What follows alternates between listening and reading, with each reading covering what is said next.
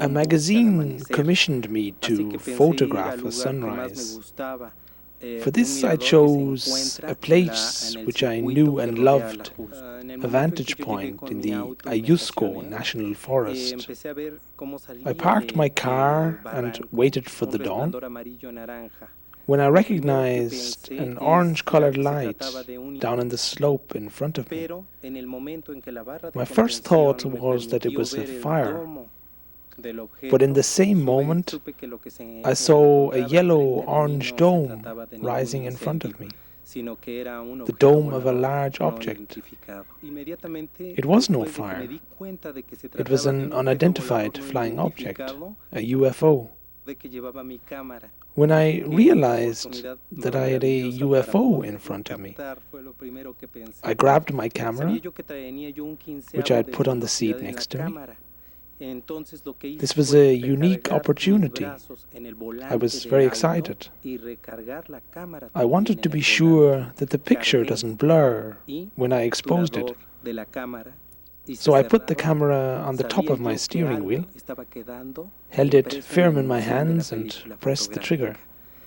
That's how I banned the object on film. Just when I transported the film, the engine of my car died off. First it was shaking, then the lights went off. In this moment I shot the second photo with a longer exposure time, when the object was moving upwards. Now I got even more excited, jumped out of the car, leaned on its door to have a support, and shot further photos before the object was shooting off with a high speed.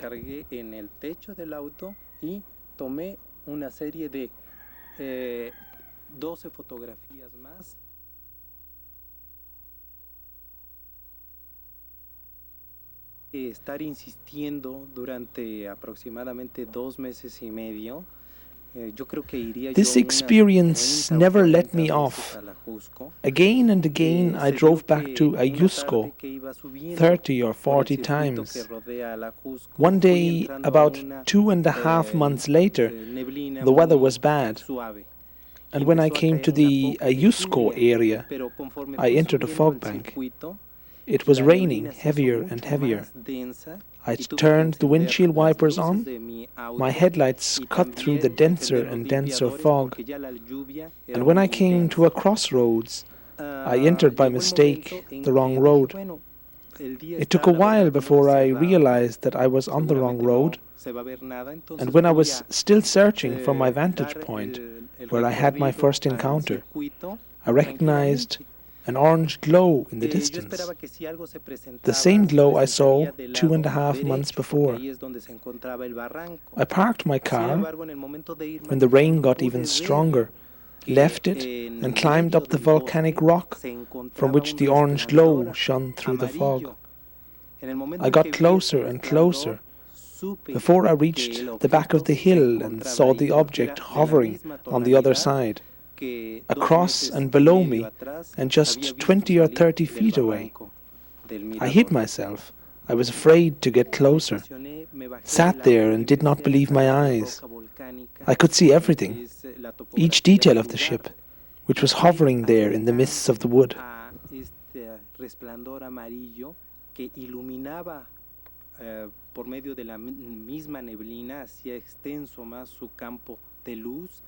One of the things I consider most important were my feelings. I had a mixture of emotions. I was very happy and afraid at the same time, because I did not know what would happen. What happened was that I got to see the object very closely, and I was surprised, and I wondered because the object was very beautiful. I could see the whole dome. On the surface it had several cavities. They ranged from very small ones to ones with a diameter of 5 feet, and there were many of them. I was very happy to see all this. I could also see the red spots the ship had, and I could also see that the red areas were brighter than the yellow ones. I did not have my camera with me, so I tried to impress every tiny detail into my mind. It was all very surprising. So I went over the details of the ship for 2 or 3 times, still with a mixture of feelings from fear to happiness. When all of a sudden I felt someone touching my shoulder, and when I felt the touch, I fainted. I knew I got caught. They knew I was observing them, so I was fainting. Que alguien me tomaba del hombro y en el momento en que me sentí tocado por alguien me desmayé, ¿sí? El haberme sentido descubierto, ¿sí? When I recovered, I first saw, and then I could hear, and at last I could smell, and what I smelled was the odor of the woods. And then I remembered what had happened. Once I remembered what had happened, I was shocked, because my clothes were completely dry. This meant that something else must have happened in between. Completely bewildered, I looked around. I looked down again to see the UFO, but it was not there anymore. It was completely dark already. I climbed down the hill on which I was, and I got to the road and finally to my car. It was difficult for me to find it, since there was no path down from the slope. Eventually, I got into my car and turned on the lights, when I realized that there was another car parked in front of me, about 30 feet away, a red Volkswagen Caribe. From there, a young man came out, walked towards me, and when I put my window down, the guy said, "Hello, how are you?" I replied, "Hello, I'm fine, thank you." And the man said, "If you want to know what you lived through this evening, I will wait for you tomorrow, where the circuit in Ayusco divides in 2. Be there at noon." Me dijo, si quieres saber qué fue lo que viviste el día de hoy, te espero en donde se divide el circuito del Ajusco en 2. Ahí te espero mañana a mediodía y te explicaré qué fue lo que viviste la tarde de hoy. Se me hizo eterna porque yo quería que ella fuera. The night was eternal because I wanted it to be noon already. I had so many questions and I wanted to know. When it was close to midday, I took my car and I drove over to the place which he told me. And it was a surprise to see him there, surrounded by about 20 little children. He was talking to them, and I was wondering what he was talking about.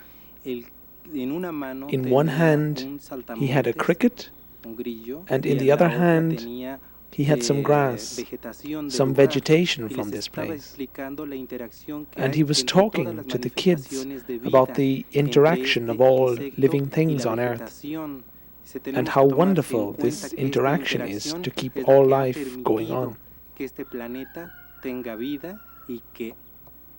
Esta interacción se seguirá llevando durante el tiempo que haya vida sobre este planeta. After he noticed that I was there, he gave the kids 3 balls to play with, and he started to talk to me. And he said, "Look, Carlos, you will remember everything which happened yesterday, but it will take some time, because if you would remember everything all of a sudden, it would be a shock for you. But when you remember, you know where to find me." Porque si lo recordaras todo de momento, sería verdaderamente un shock para ti. Me dijo, y en el momento en que tú hayas recordado todo, sabrás a dónde irme a buscar.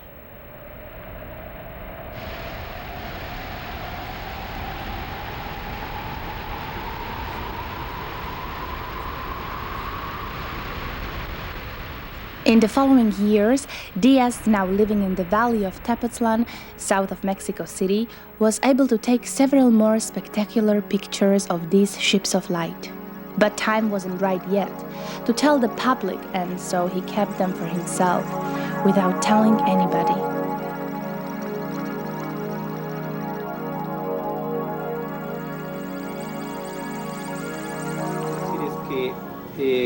A partir de ese día, but what he can tell you is that from this day on, he contado con una maravillosa amistad con estos seres.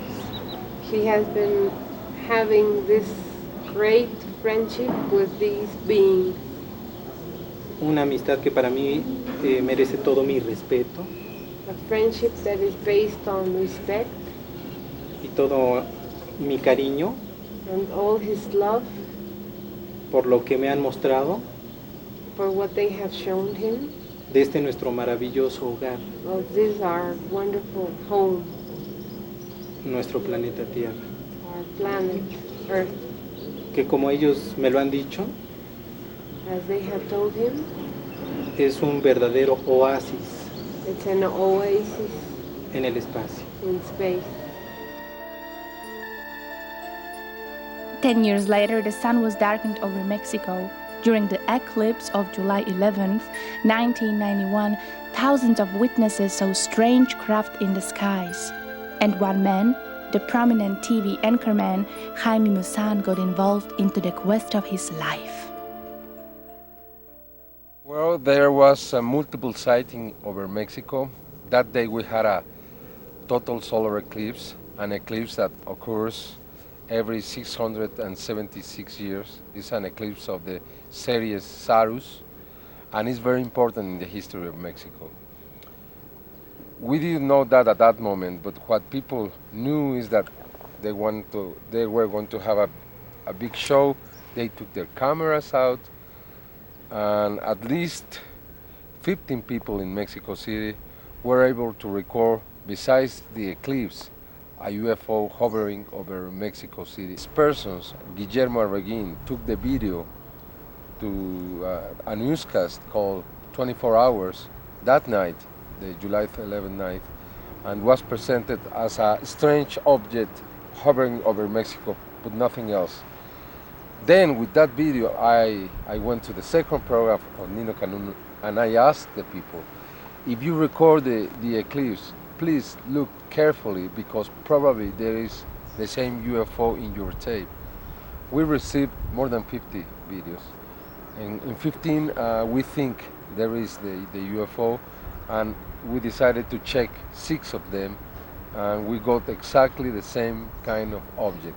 It means that it is not the invention, it's not a hoax of one man, it's something that was in Mexico there. From that moment to now, I have been receiving videos from many people in Mexico, and so far we have collected more than 1,000, probably 1,500 videos. The Mayan Codex, the Códice 3D.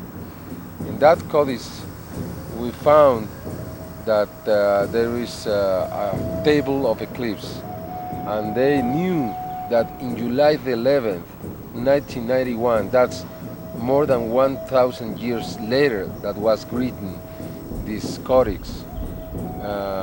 They knew that was going to be an eclipse on that same date. And there was a prophecy, a very strong prophecy over this eclipse. It said that it was going to be a big change in Mexico or the world. The new lords were going to come, and the old lords were going to be killed, or they have to leave, because the new order was coming back. They say also that would be the eclipse of going back to the roots, to the Indians, to the indigenous. It was named the soul of Quetzalcoatl. Also, it was named the sixth sun. The Aztecs were the sons of the fifth sun. We are the sons of the sixth sun. And in the sixth sun, besides the new order is going to come, we were going to meet with the Lords of the Stars. I went to the television to present the solar eclipse videos and exactly how we checked them in the computer, how we tested them.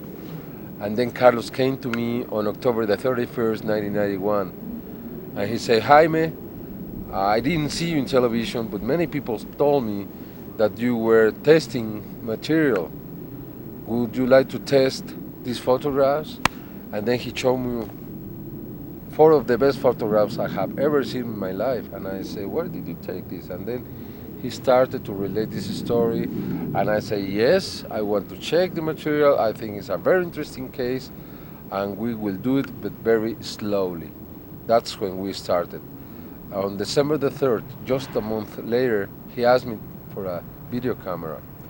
And with that video camera, he was able to record at least 6 videos that we have, and they are extraordinary. Besides, he has been taking more and more pictures, and I think the evidences so far are that is one of the most amazing cases ever. We have A mí me despertó. Yo salí al jardín de la casa. Again, I had this sensation in my solar plexus, as I always have it when they appear. I got up. It was 3:30 in the morning. I grabbed the video camera Mr. Musan has given to me. I went into the garden of my house when I saw the ship hovering over the city.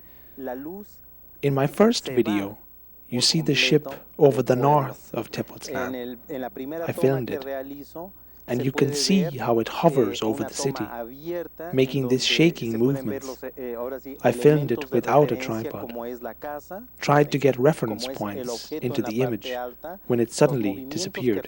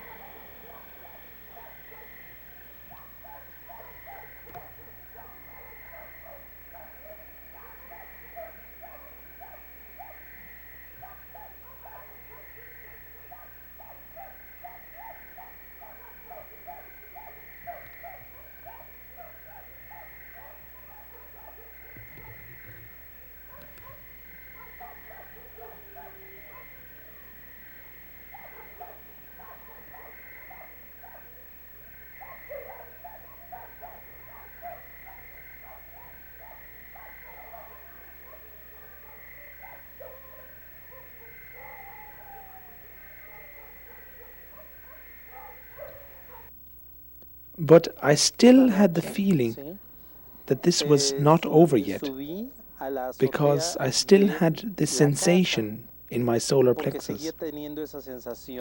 I went out on the terrace of my house, set my tripod, and waited.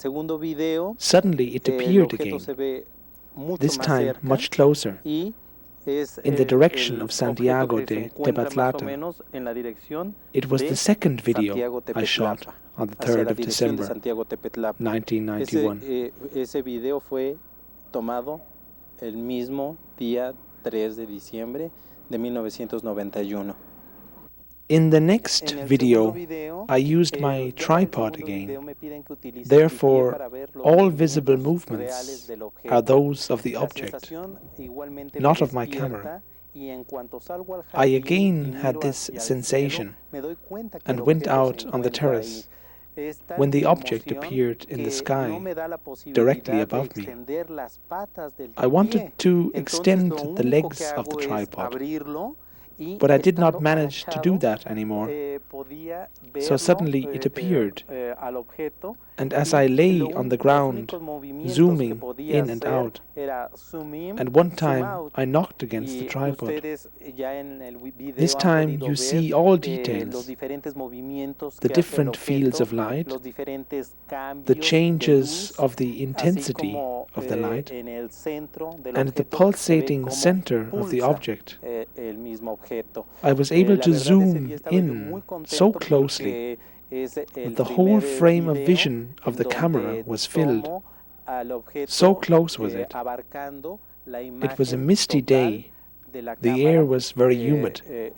The light was shining through the nightly fog.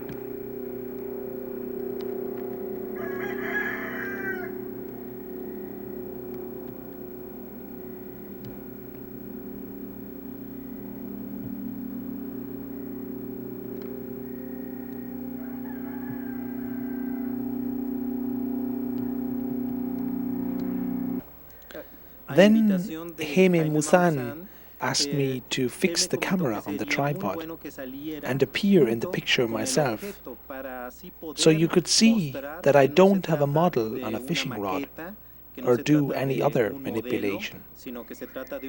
Also, he wanted me to let the camera run all the time until the morning, after dawn, when you can see all landscape details and reference points, so you can see it is indeed a large object.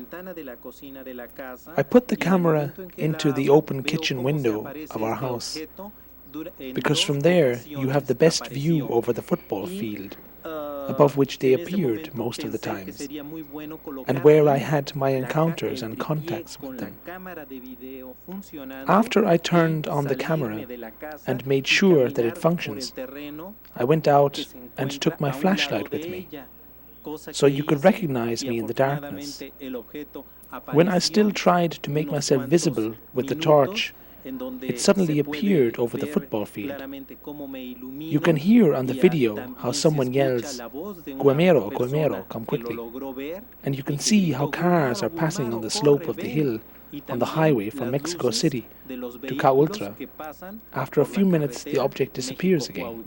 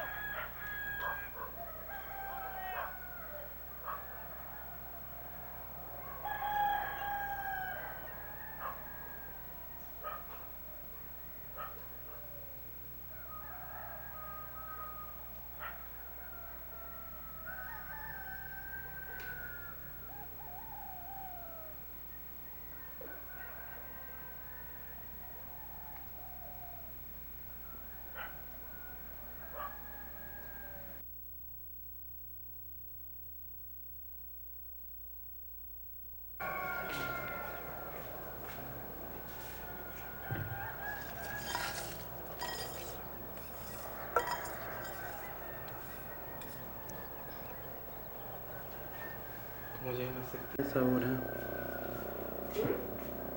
no estoy hablando aquí con la cámara. Voy a quitarlo. Pero traigo el tripié, ayúdame, May.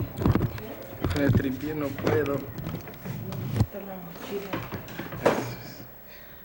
Pues la toma. Jaime Maussan commissioned the first scientific analysis of the Diaz material. The study was performed by Professor Victor Quesada, who teaches informatics at the Polytechnical Institute of the University of Mexico. No he encontrado elementos para descalificar el caso. Until this moment, I did not find any elements which could discredit the case.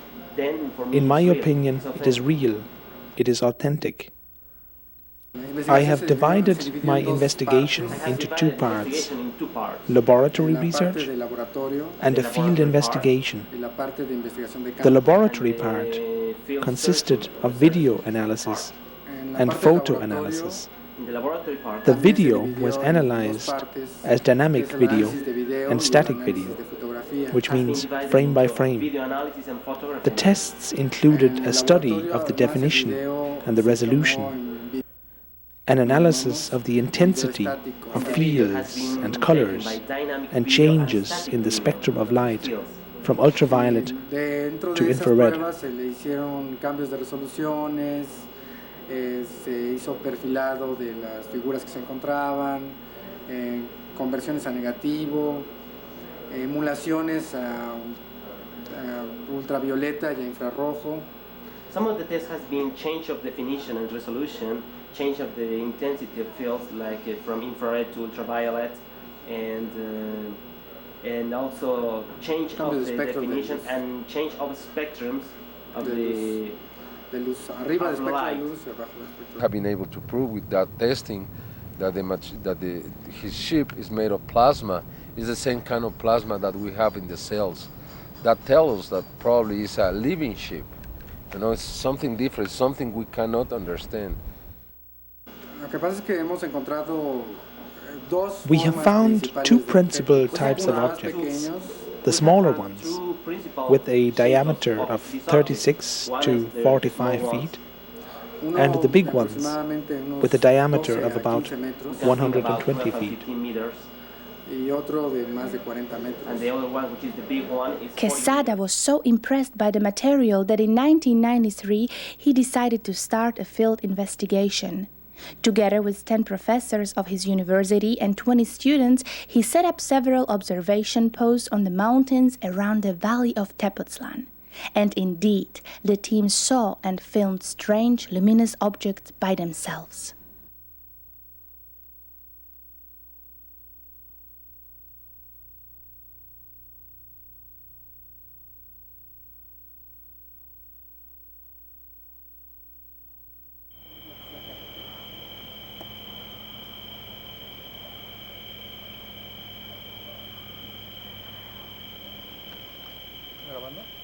Sí, estoy grabando.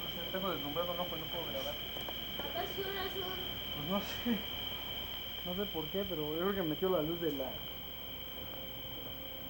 cámara en el ojo.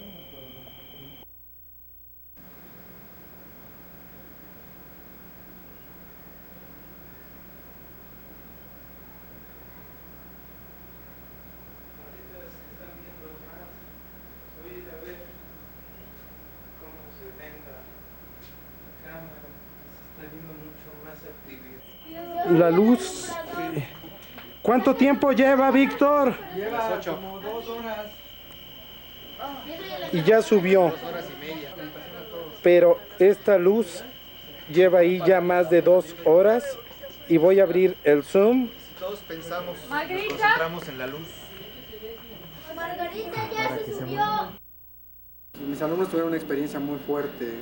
My students have had a very strong experience. One night, an object nearly landed, and many of them got really afraid, ran away, and had several accidents. It caused a panic in one of the camps. We had to seize the project. I think more evidence than this is impossible to obtain.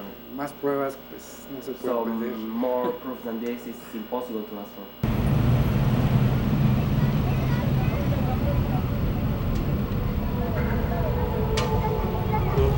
The first European who heard about the Carlos Diaz experience was the Italian stigmatist Giorgio Bongiovanni. Bongiovanni, who claimed he received the marks of Jesus during an apparition of the Holy Virgin in Fatima, Portugal, believes in the existence of beings of light, and for several times saw luminous objects in connection with his visions.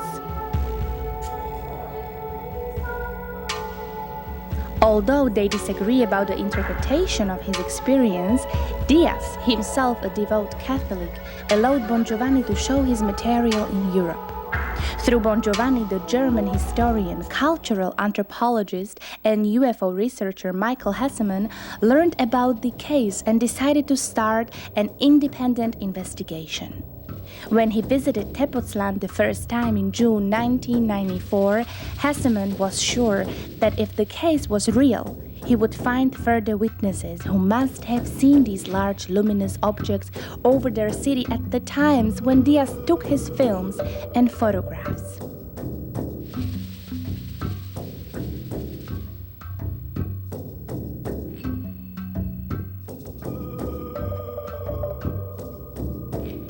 What he found was more than a picturesque Mexican country town. Tepoztlan is located in a sacred valley of the Aztecs, the great native Mexican culture. Its huge stone formations were considered monuments of an antediluvian culture of giants and vortexes of cosmic energy. The Aztec priests worshipped the rock of life, the rocks of the dwarves, the hill of a man, thought to be a portrait of the prehistoric demigod Tepoztecatl, the son of the divine Quetzalcoatl, Hercules-like with his mighty beard and club. Next to it, on a ridge, the Aztecs built their only pyramid located on top of a mountain. It was called the Teocalli, the House of Energy. Here, history says the emperor Moctezuma came to meditate and find peace after his military campaigns. Next to the temple stands a disc-shaped rock, like a huge petrified spaceship. Many believe it was a symbol of those worshipped and met here by the priests and shamans of ancient times. We find to its right the Cerro de la Luz, the Rock of the Lights. From here, since men can remember, as the locals claim, strange lights emerged and crossed the sacred valley, sometimes flying on the directions of the mighty volcano Popocatépetl, which rises to the east. Their paths were marked by ancient temples, later replaced with churches by the Spaniards, and they often appear on one of the numerous feast days celebrated in Tepoztlan all over the year as a fixed point of a sacred calendar.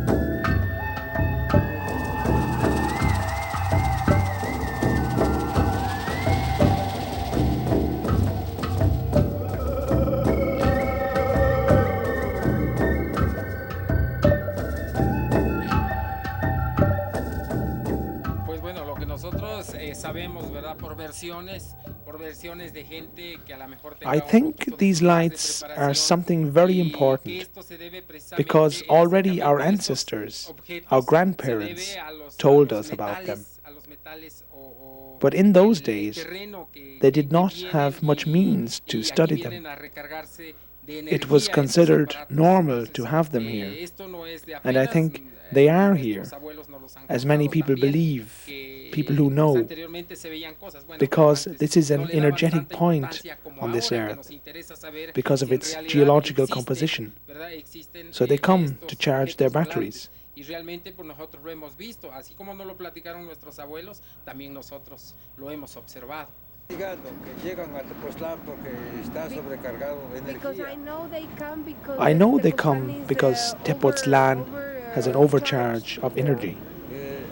They come to charge themselves with this energy. That's a long story, going back very far. I studied it since many years. This goes back to the time of Christ. I'm studying it from the times of Christ.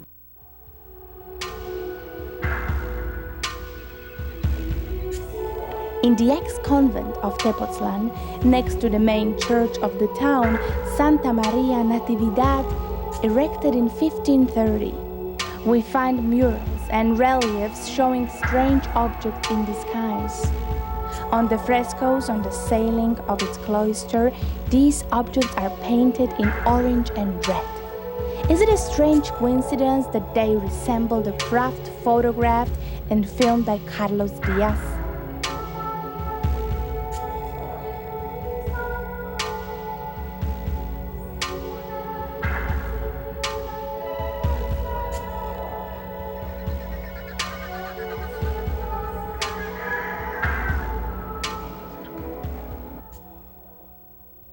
In its neighborhood lies Amatlan, the place where, according to an Aztec legend, Quetzalcoatl, the plant serpent, the mythical hero and founder of the Mexican culture, came down from the skies, lived and taught his people.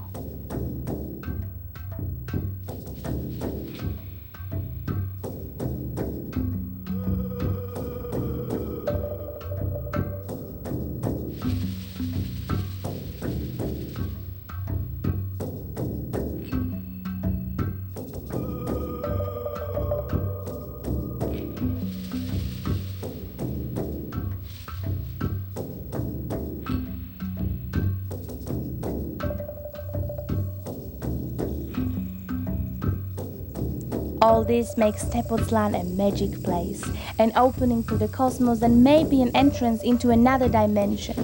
And it is right here where man, as the ancients believed, communicated with the gods, and today a man claims to have encountered beings of light, visitors from a distant world or maybe a parallel universe.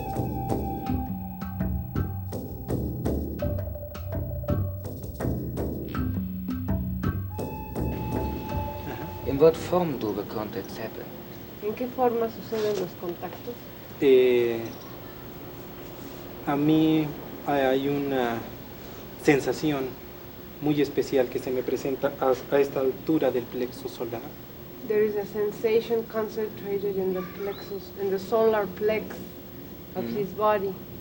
Es una sensación como cuando uno está fuertemente enamorado. It is a sensation very much alike when you are tremendously in love.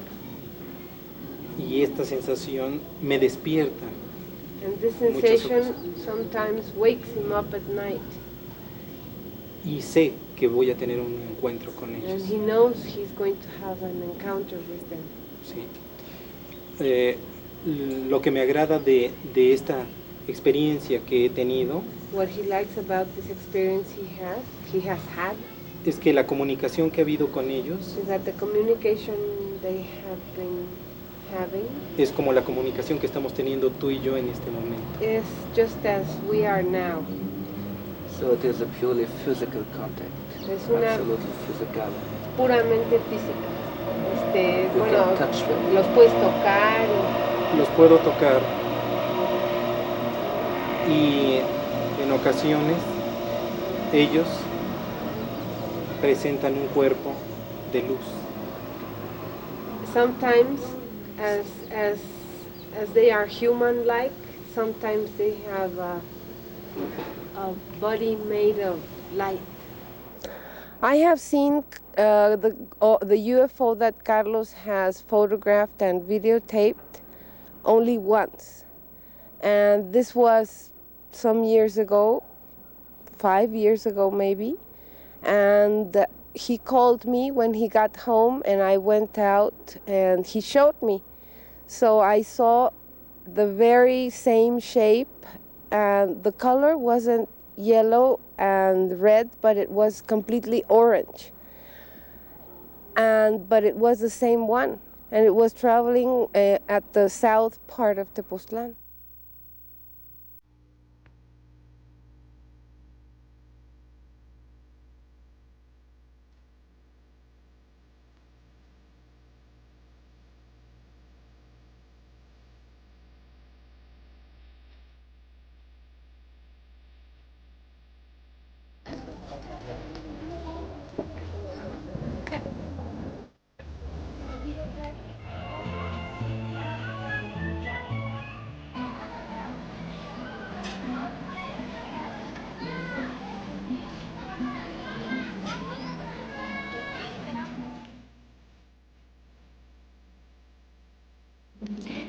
The first step in Hesselin's investigation was to determine if independent eyewitnesses exist, if others saw what Diaz filmed so closely over their city.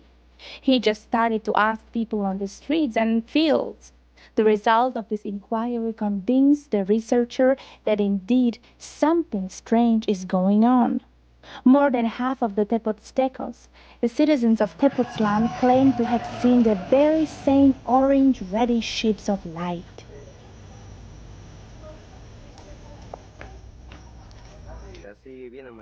I saw these orange lights many times. They appear here and there. One time at 5 a.m., one time at 7 p.m. They are round, disc-shaped, and they have a flat dome on top. They have notches on their sides, like bitten out, and they are surrounded by light. Sometimes they are more yellowish, sometimes more reddish, sometimes they rotate. It was about 7:30 p.m. My daughter comes home from school at that time. I went to the corner of the street to pick her up. Then I waited for her. It suddenly appeared in the sky. It was very, very big. In the middle of this round, big thing was something moving. It looked like it would change its colors. I showed it to my daughter, but she only said, "Don't look at it. Come on, let's go." But I wanted to see it. Its center pulsated. It was very large and round, very bright. It was yellow with orange light. They look like the sun. They are round and have many little lights.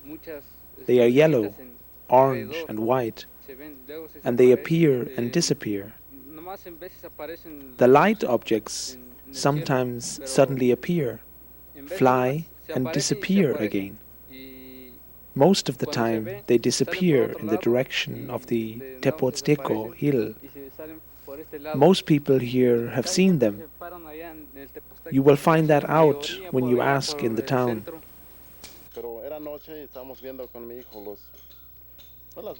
One night we saw this light in the mountains. We observed it through our binoculars. It was very bright, pulsated in red and orange, but was mostly red. It looked like it had landed on a hill. It was a round object. For several minutes it stayed there, then it suddenly disappeared.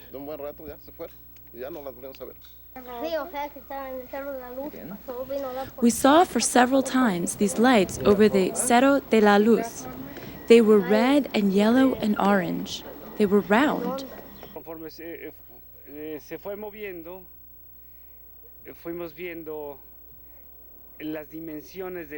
We were driving in a car when we saw this big object, as big as a bus or a truck.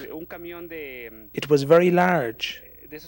It was shining in a very bright, intense light, red and yellow. Era una luz muy intensa, con colores azul, rojo, naranja, pero lo más sorprendente es que no hacía ruido. Una ocasión sí vi, venía yo de por acá del rumbo de Santo Domingo, It was around 7:30 p.m. when I saw a strange luminous object standing on the Cerro de Hombre. It was an orange-colored object, round, very, very, very bright, and very, very, very big. It was brighter and bigger than an aircraft light. It came down slowly and eventually lighted up the whole area where it was landing. It was staying there for 15 minutes. I was together with another sister of our order. It came, stood there, and suddenly vanished. It was orange-colored, very bright, round, and big. Y después mi compañera con la que iba también la vio, pero a mí la verdad me dio miedo. O sea que nada más era así redondo, pero cosa grande. Era algo grande. It was hovering here above the trees, not too high.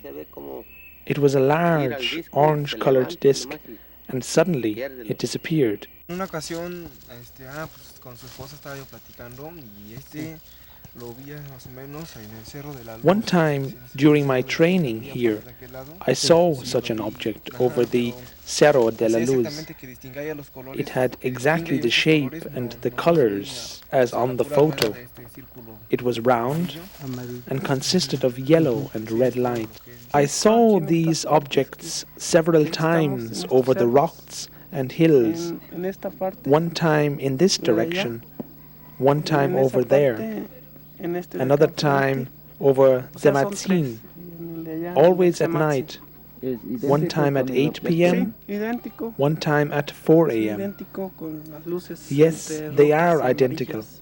They have these red and yellow lights, and whenever they appear suddenly, all the dogs start to howl and bark.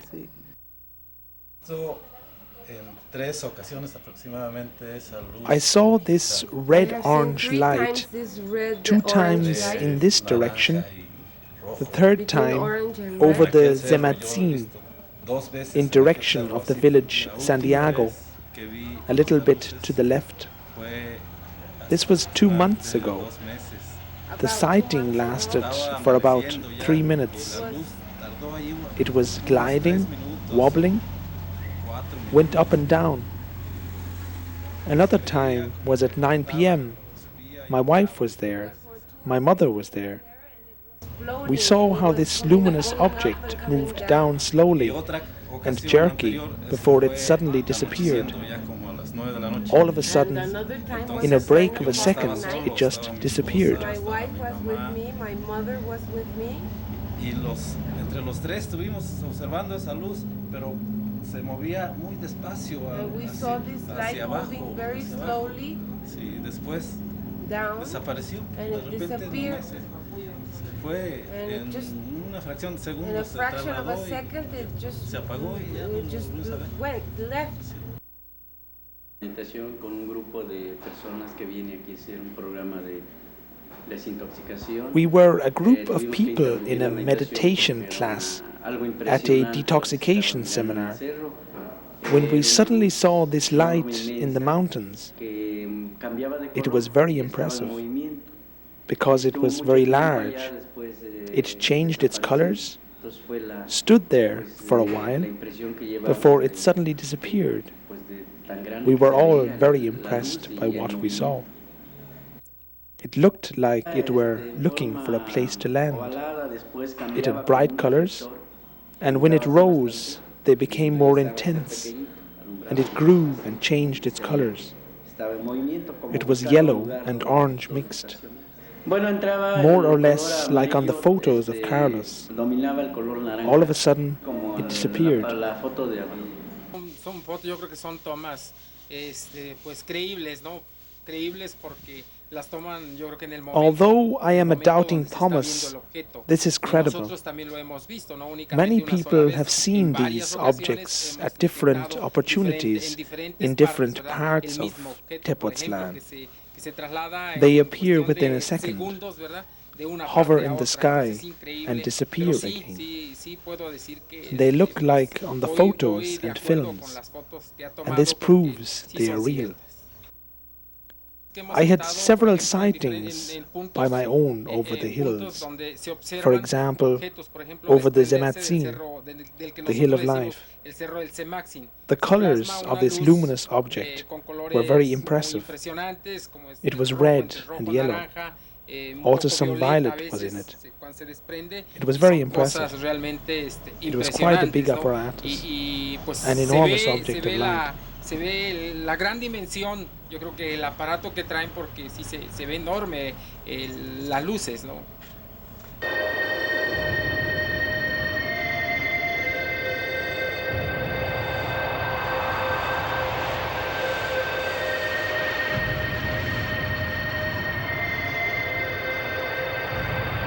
Brillantes.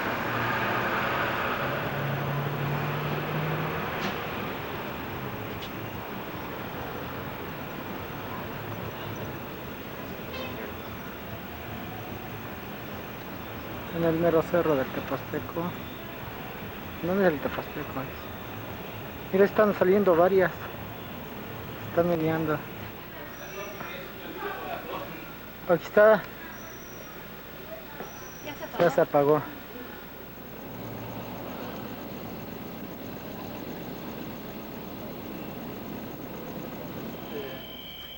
Un carro, ¿no? No. No, mire, están prendiendo, son 1, 2, 3, 4. Me acerco otra vez con zoom.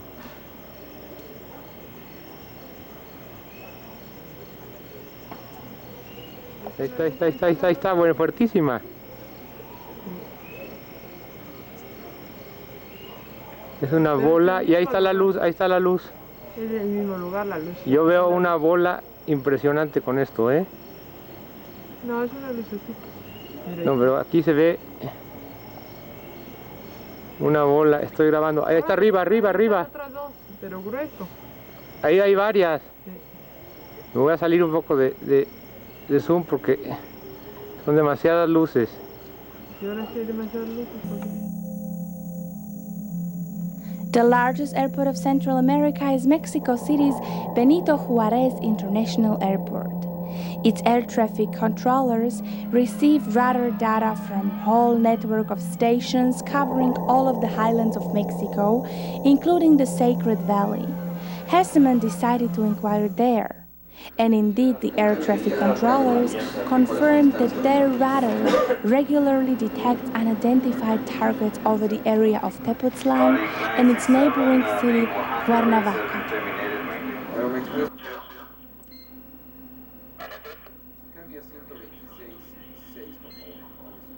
We have information about these objects in this area sometimes, very close to the volcanoes also, in Atlisco and Cuernavaca. Cuernavaca is located here, approximately at 35 or 40 miles south of Mexico VOR, Mexico Airport, and sometimes we have activity there in this point. But it's near Tepoztlán. Yes, it's very close to Tepoztlán. We have more activity in this place than in other of the Mexico around this one. Oh. There. Yeah, I have it. This is what we see. See? We can put it in green. There it goes. Disappears. Comes and goes. That's what we saw. And that's the only. We don't have an explanation for that. Because of the speed that they appears to display. What kind of flag? Here's another one, right? All right. The white one? Yeah. Yep. That's another one. What kind of flight characteristics they seem to have? See, like this, with these 2 minus vectors, this aircraft or whatever it is gonna in 2 minutes he could fly like right to here. So we're talking about. Oh shoot!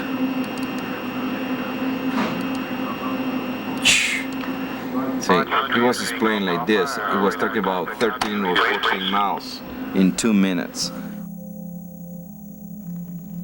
But Hesseman only believed it when he saw one by himself in February 1996. I was driving from Tepoztlan back to Mexico City in a taxi when at Viajusco area I saw an orange light hovering over the city. I immediately told my driver to stop. I went out, I got my camera, and I managed to film it for several seconds before it suddenly disappeared. I was very shocked and very amazed by it. My driver saw it too. And I wondered if it might have been an ovni, a UFO.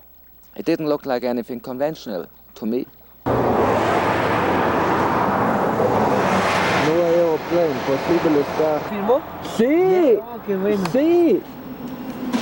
Thursday night at 8 o'clock. Last Thursday night? Yeah. Yeah, there were some around Cusco, I would say. Yeah, definitely there were. And even we had a report of an airplane that he asked us, he was flying this way. He was coming from Mexico. He took off from Mexico. He was going to Guadalajara, so he went like this, going like this, and in this area, around this area, he saw a very bright light that he was asking if that was another aircraft coming toward him. We didn't have any other report that an airplane was coming. So we couldn't explain what it was. We started seeing some echoes, but we didn't see one exactly in front of him. He and another airplane who was coming also behind him, going also to Toluca, saw the same light, and that's the area they saw it, around the Cusco area.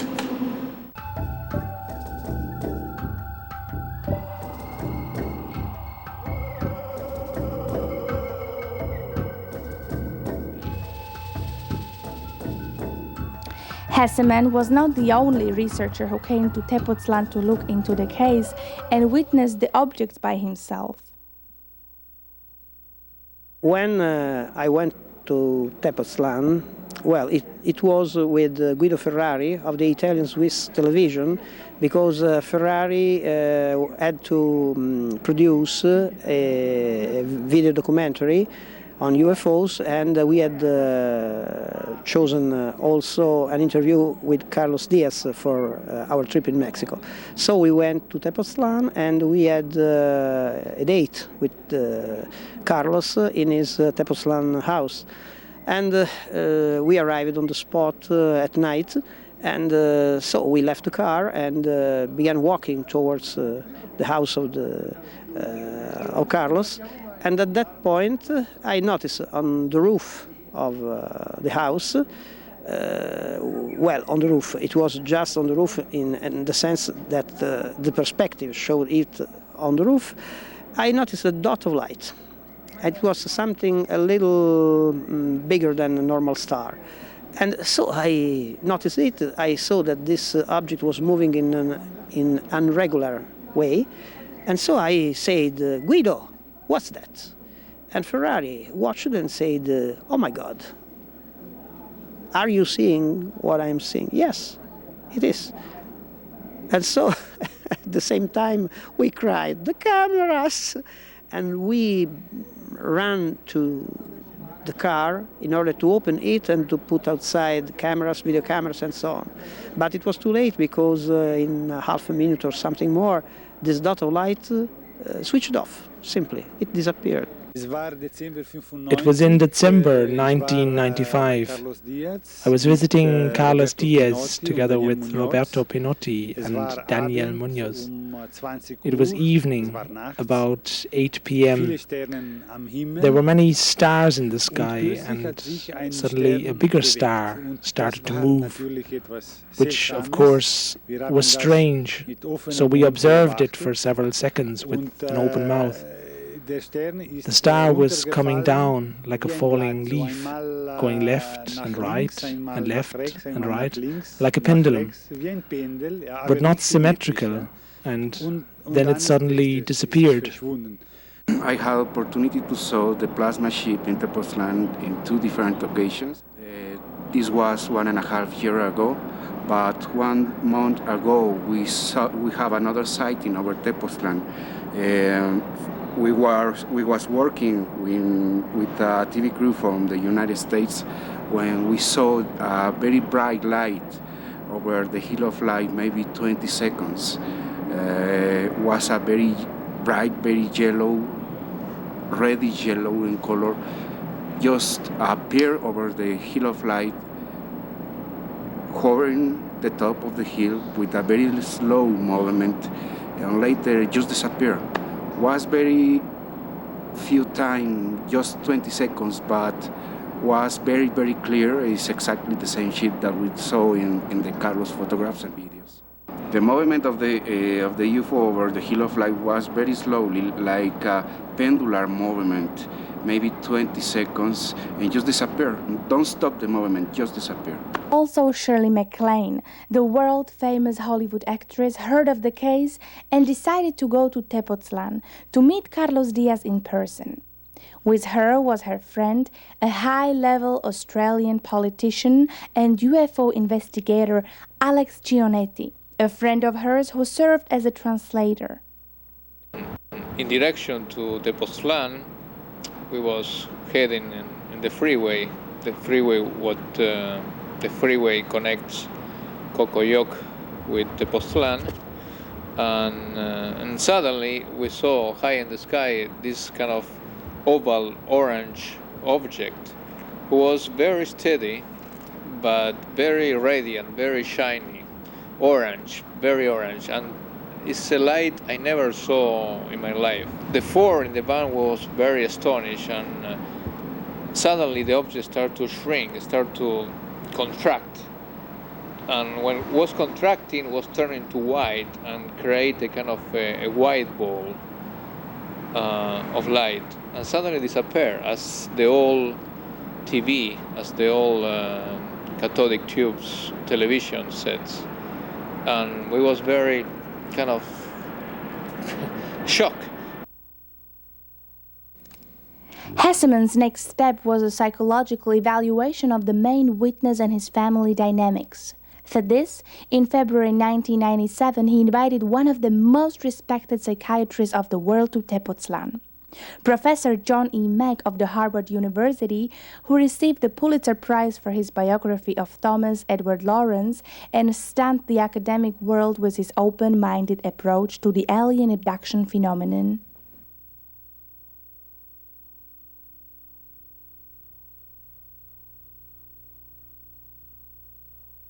Experience from the beginning. Perfecto. La sensación a esta altura del plexus solar. I have a sensation in my solar plex. De amor. Yes. I have this feeling of love in my solar plex. Me despierta. It wakes me up in the middle or whatever. And he had to cross some other lands to get to his. So he said, all of a sudden, daylight. Like daylight, and he said something, ¿verdad? Que dijo que se le apareció una luz en el cielo, así arriba del pasado otoño. Sí, dijo, me amaneció. Where did you see? Which time was like the most, beautiful, or the most, wow, ooh, that's a special one, like the most special time? ¿Cuál vez ha sido, de todas las veces que has visto ovnis, cuál es la que más te ha impresionado, la que más te haya causado así una sensación de wow? Así de repente se volteó, abajo era plateado y arriba dorado. It was going that way, and he said, and the upper part was golden, and in the bottom was silvery. Uh-huh. And what did you think when you saw that? ¿Y qué pensaste cuando viste? Nada. Where do you think it came from? ¿De dónde crees que viene? No sé. You don't know. Where do you imagine it? ¿Te puedes imaginar?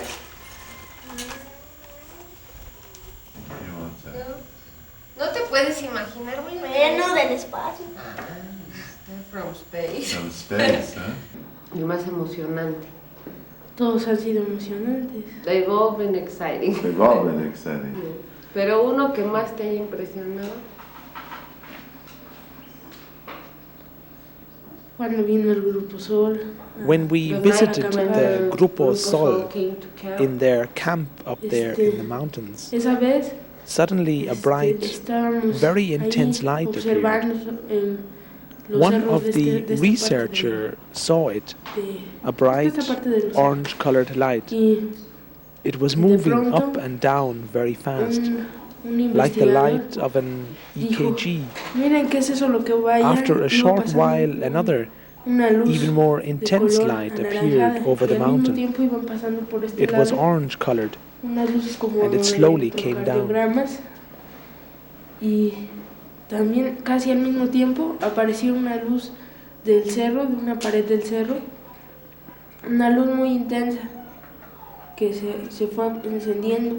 Después esa luz subió así y ahí se estuvo así mientras que pasaban el otro disco anaranjado por esta parte y los otros por allá.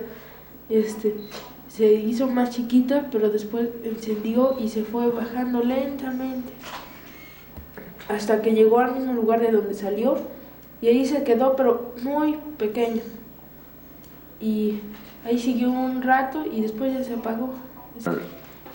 Very important as witnesses for the quality and truthfulness and sincerity and genuineness of their father as a human being. And that is very powerful testimony. In other words, you're with those boys, and you cannot believe, and you see their relationship to their father, and you cannot believe that they are children of a man who is a dissimulator. When Dr. Meg showed him a photo taken by Diaz, his neighbor remembered seeing the same object several years ago at El Xingu, the very same place where Carlos took the photo. I saw this luminous object. It was enormous. It was about 11 at night. I was with a friend. It was about 12 years ago. It was overwhelming. 10 times bigger than the moon. It came towards us, then it turned, and it left towards the next village. It was enormous. The same shape, the same colors, very big, enormous.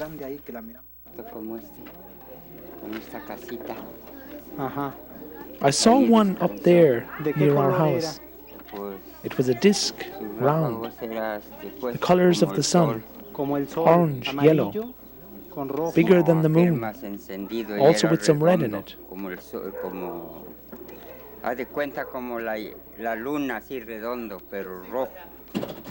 Muchas veces. También he visto esos platillos voladores. He said he's seen flying saucers.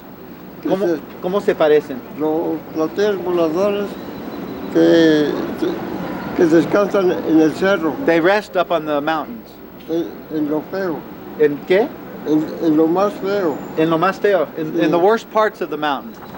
Sí, como este sí. ¿Sí? Sí, he says yes, he's seen, that's what he's seen. Sí, la luz que se ve es como este color. Yeah. The light that you can see it's this color. Aquel cerro, allá en la punta, se para uno, una luz. Up there in the mountain, clara, blanca. A white light stops up there on the mountain. And then over there in that other peak. se para una de color. That has three colors. Especie de, bueno, no objeto no determinado, no identificado. A light came down. ¿Era de noche? Sí. A light came down into the mountain from the sky. Como las 11:30. About 11:30 at night. Al descender, se vio claramente como que levantó una polvadera muy grande. Una polvadera. And as it came down onto the mountain, it looked like it raised a lot of dust. Posteriormente se vio claramente una rampa de luces. It had like a bunch of lights. ¿Qué colores? De diferentes colores. That a bunch of different colors. No exactamente así con el color y todo. He said the same shape and more or less the same colors. For several days, Professor Meg carefully interviewed Carlos Diaz, his wife Margarita, his two sons, Carlito and Alejandro, and dozens of citizens of Tepoztlan before he came to an assessment of the case. Having spent, really 2.5 days with him and his family, I think he's a credible witness. He calls himself a witness, and he doesn't like to be called a contactee or abductee. He's a witness, and he's a credible witness. I haven't found anything about him that would lead one to believe that he would make up a story or doctor photographs or tapes. He appears to be about what he says he is, a kind of visionary experiencer. What impressed you most during the 3 days? What convinced you most of the authenticity of the case? Well, mainly spending time with him and his family and getting to know him and Margarita and the boys, and just feeling that this is a man not capable of the kind of dissimulation of which he's been accused. By dissimulation, I mean faking photographs, faking videos. I'm not technically competent to assess those aspects of the work, but he doesn't seem to me someone that would be inclined to do that or motivated to do that. He's not someone who's very good at looking after his own financial interests, for instance. He's still quite poor. They're finishing up a room in their home. He has, with all the unusual material he has, he's profited little from it. If anything, he's been overly generous with his own creative material, in the belief, rather naive belief, that if he just shares his truth, that it will be taken in a wholesome way. It seems like a caring, sincere family man, and not somebody given to lying, distorting, fraudulent behavior, this kind of thing. It seems almost unthinkable, having gotten to know him as well as we have in these days, that he would be capable of that.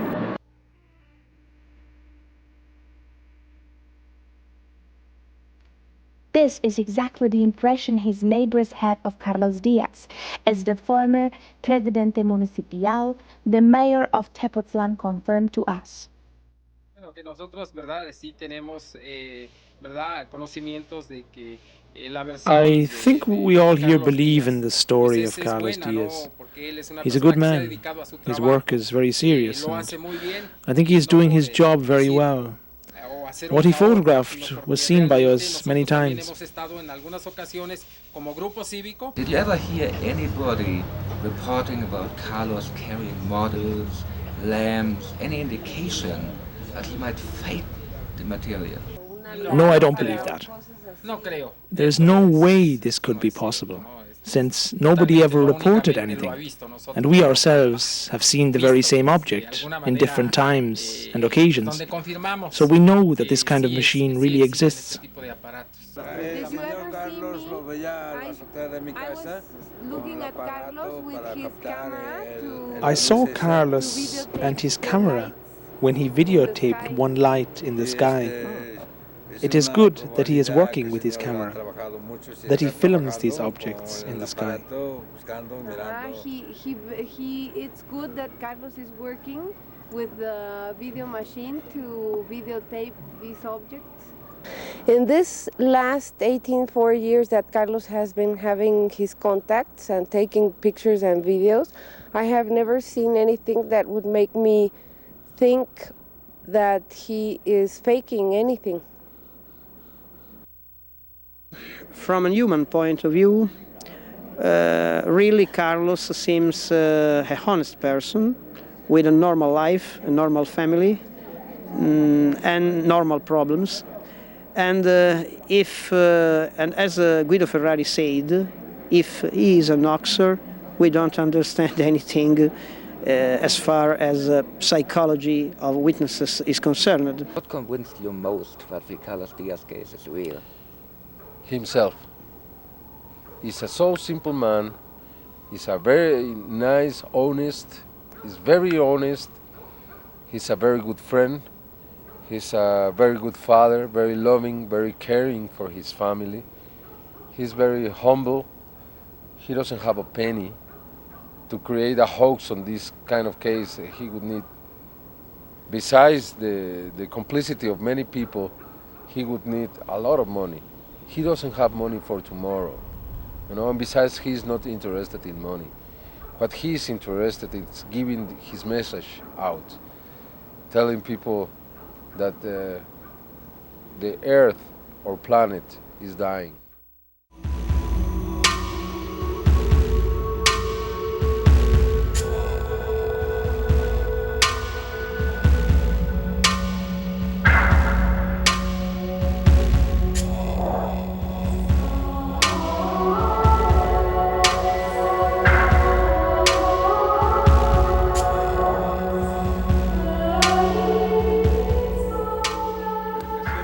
Sometimes these ships appear in great altitude, coming down slowly to hover eventually over the ground in an altitude of 1.5 feet.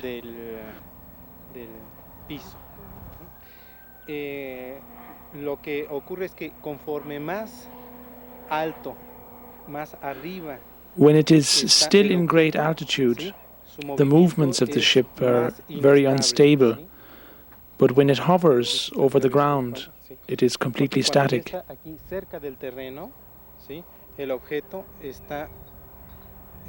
But it also happens that the ship suddenly appears right on this spot. For me, it's like a kind of magic. They come directly out of the light, slowly, part for part. Their body emerges out of this wall of light. Carlos has been having contacts for the last 18 years, but maybe only in 2 of them I had the consciousness that he was going to have a contact. So I was helping him to get dressed and to be warm so he wouldn't get sick. But in the other times, I didn't have no consciousness. It was like they put some spell on me so I wouldn't wake up, because I'm a mother and mothers always wake up with any small noise. But not anymore. I never notice when he goes to a contact. Twice in this last 18 years, I was aware that Carlos was not in bed. I woke up and he wasn't there. At the beginning, I just said, well, he might have gone to have a contact. So I was okay. I was feeling fine. Didn't you have the temptation to go out? I had never had the temptation to spy on him. Never. Why? I don't know. I am very curious and I really would like to know more about his contacts, but I never felt the need to spy on him.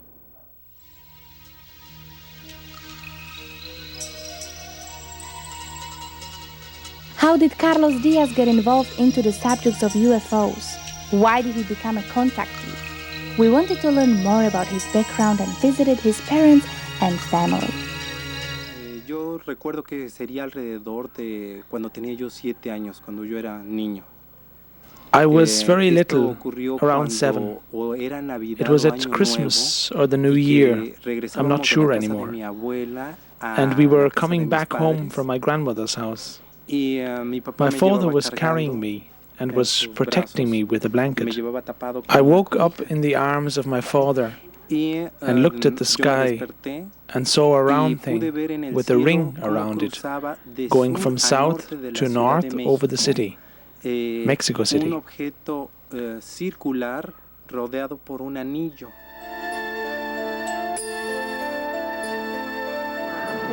Eso sí, eso siempre. What kind of child was Carlos Diaz?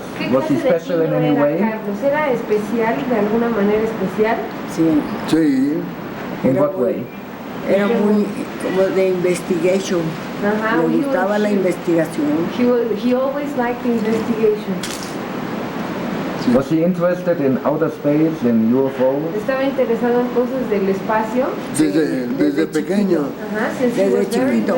Le pedía a los Santos Reyes un casco de astronauta. He would ask for Christmas an astronaut hat. Sí, le pedía a los Santos Reyes.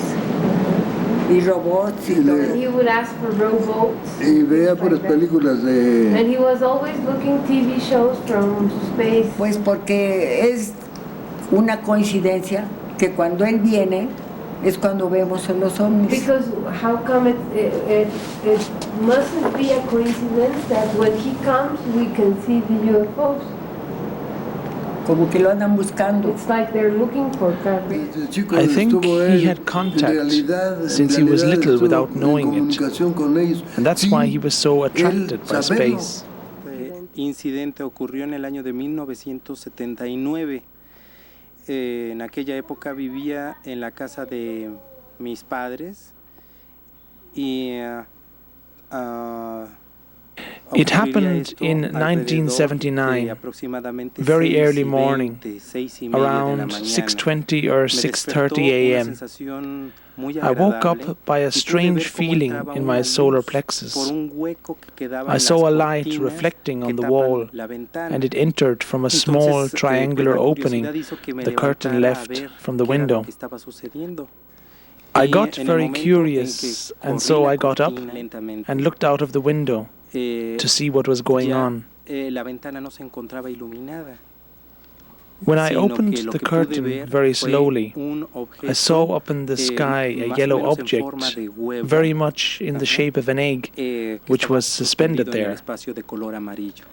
I shared the bedroom with my brother, so I called him immediately and said, Antonio, come and see, there's a UFO. He put his blanket above his head and said, what, a UFO? I don't want to see a UFO, I want to sleep. So I kept on looking at the object for some moment, and then the object left with a very high speed. The next day I set the alarm clock for the same hour I saw the object that day, and I was waiting that it returns. And indeed I saw the object again, and after a few seconds the object flew away again. So on the fourth day I had my camera ready on a tripod with a cord trigger. The object came from east to west over the city, and I was able to take a picture. I opened the shutter for 4 seconds. I was afraid it would fly away, and I captured it on film. I was very glad I did that, to have an evidence in my hands for my brother. Creo que a las 4 de la mañana. No, eran 6:30 de la mañana. 6:30, no lo vimos. Nomás estaba emocionado. We didn't see him at the real moment because it was very early in the morning, but after that he was very excited. Sorprendido. And surprised. The one who was mostly shocked was Carlos' brother, who did not believe in these objects. He was awakened by Carlos, but didn't want to get up, because he didn't believe. So when he saw the picture, he was very surprised. No se quería levantar a verlo y él sorprendido le decía, mira, mira, ven. No, yo tengo sueño. The films and photos of the so-called ships of light taken by Carlos Diaz are considered by many UFO researchers the best in the world. Others rejected them as being too good to be true. The Mexican optical physicist and computer expert, Professor Quesada, is convinced that they're real. But this was just one single opinion. To verify the results of his analysis, we consulted leading experts in the US, Italy, and Germany.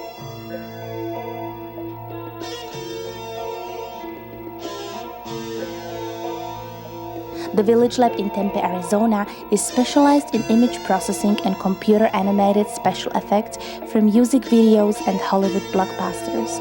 Its director, Jim Dilatoso, analyzes UFO photos for 20 years and exposed several spectacular hoaxes. Still, the Carlos Diaz pictures impressed him. So concerning the Carlos Diaz picture, here's another thing to point out of note. If this is a small object with a beam splitter and it was close to the camera, we would find that the edges of the object out here would reveal themselves to be sharp like this, not distorted like this. No one test is conclusive. You have to take everything together, like going to the doctor, who has blood tests and x-rays and a variety of tests that you put everything together and draw a conclusion. The fact that we have a distortion out here and sharp edges here is one factor that indicates that this is probably not a small model in the beam splitter or superimposed. This has all the properties of coherent light, not diffuse light, not incandescent light, but coherent light, like a laser. The properties of the direct illumination and the properties of the reflected light are identical, as if the reflected surface did not absorb or diffuse any of the light. That's really strange. That's really strange. It's like the light is coming and bouncing off of that surface as if it's an absolutely precision polished mirror. No absorption or changing in the light characteristics at all. In fact, the brightness is almost identical. These colors are not distorting and blending together. It'd be like having a red laser and a yellow laser right beside each other, and they are not blending, making a new color. In fact,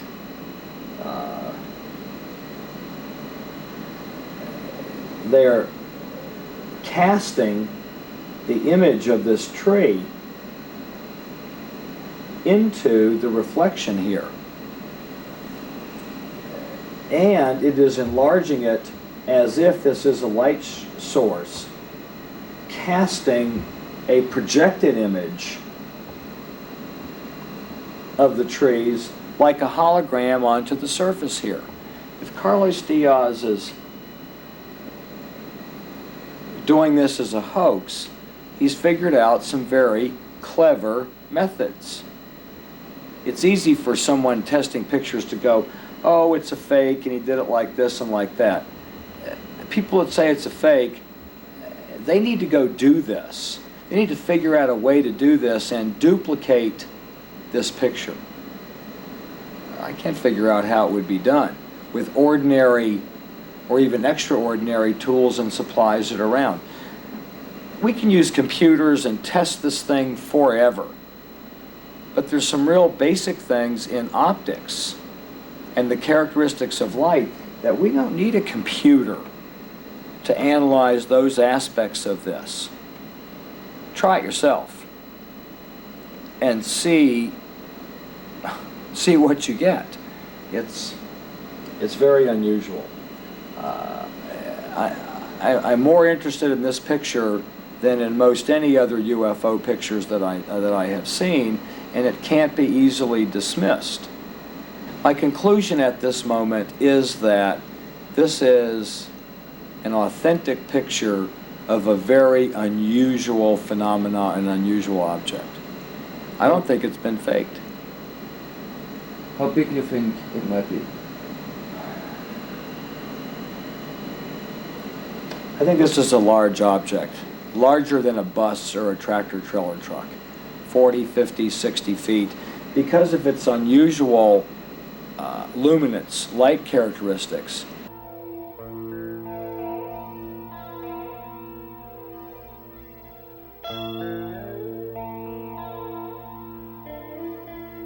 Robert Nathan is considered the father of image processing.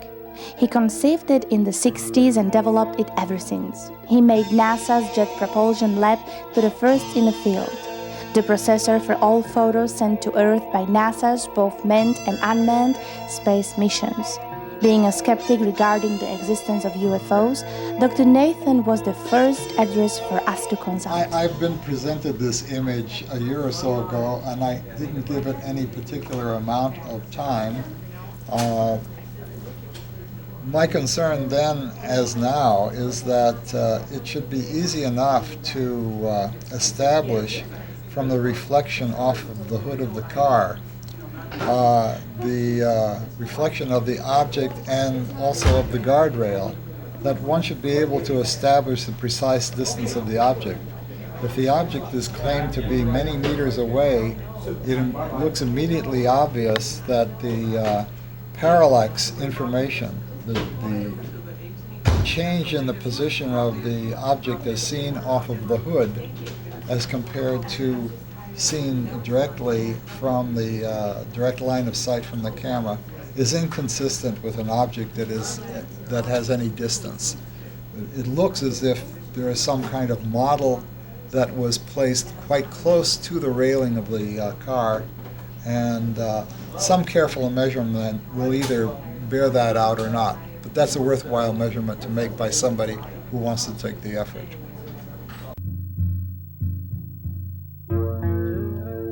Following Dr. Nathan's recommendations, we asked Diaz to take us to the site where he shot his pictures to verify the landscape details and measure the distances.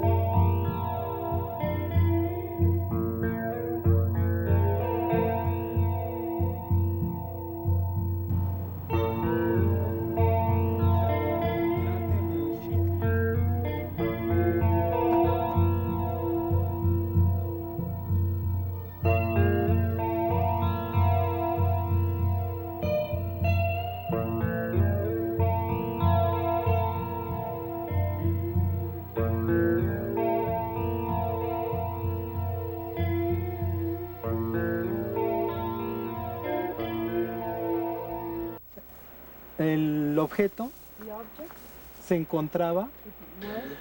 The object emerged beyond these trees. It was rising from the gorge and moved up little by little. Del valle y fue ascendiendo poco a poco.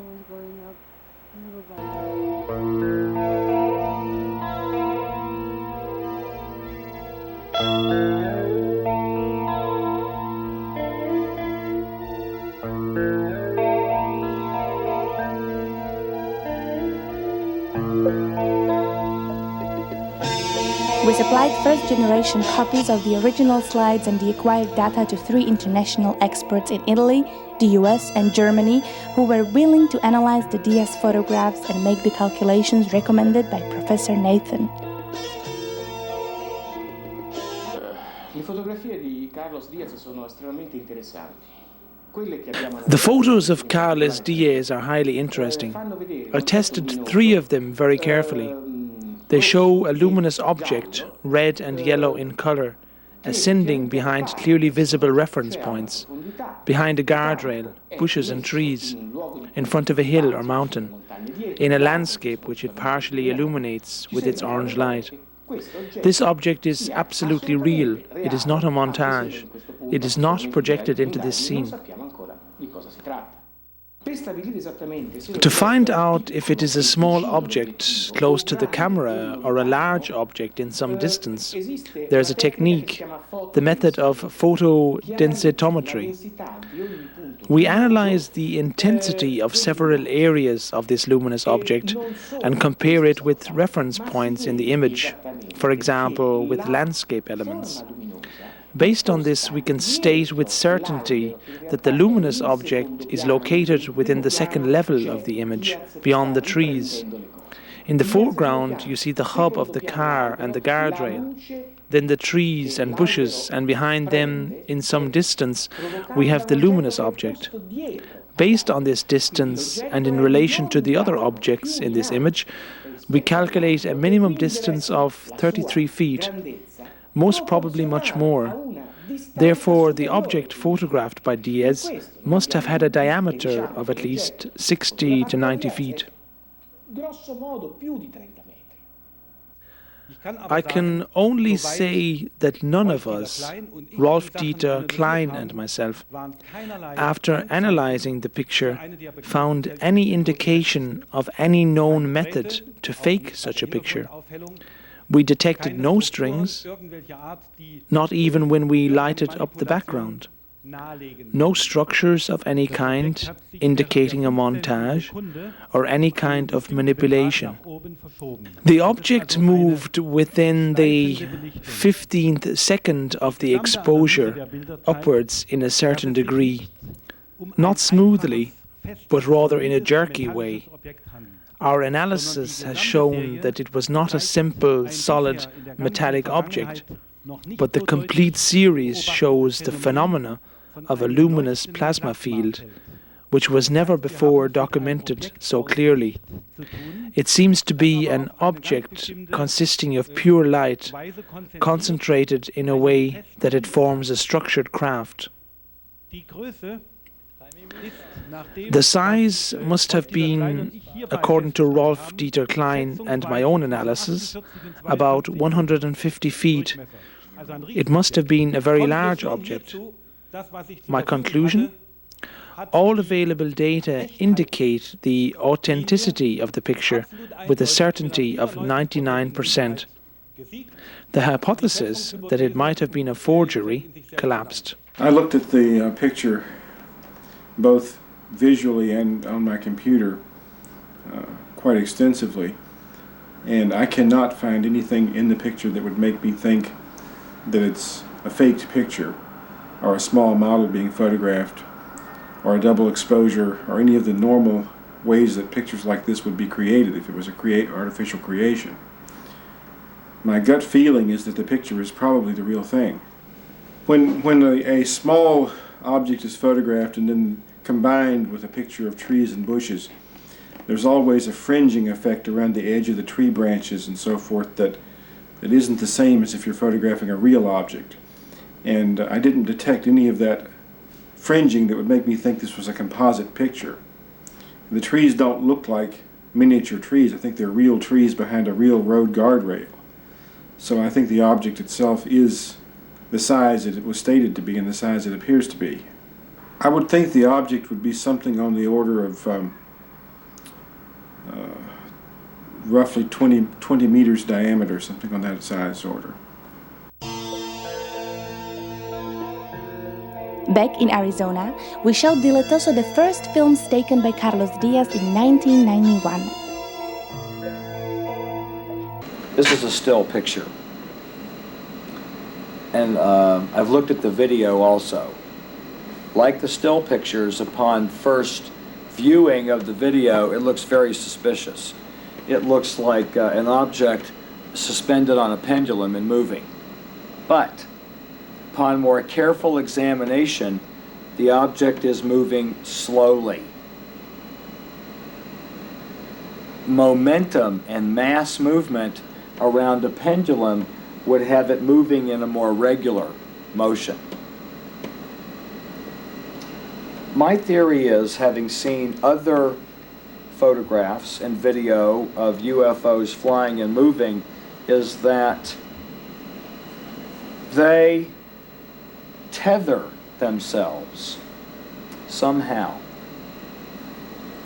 in our atmosphere relative to the surface of the planet and the magnetic fields of the Earth. Much like a boat with an anchor, that boat would be moving around the center point of an anchor. They look like they're moving around a pendulum because they are. But not because it's fake, but because it's real. We found the same wobbling movement of the craft filmed by Carlos Diaz in several other authentic UFO films, including those taken by astronauts of the Space Shuttle in 1991 in the Earth orbit.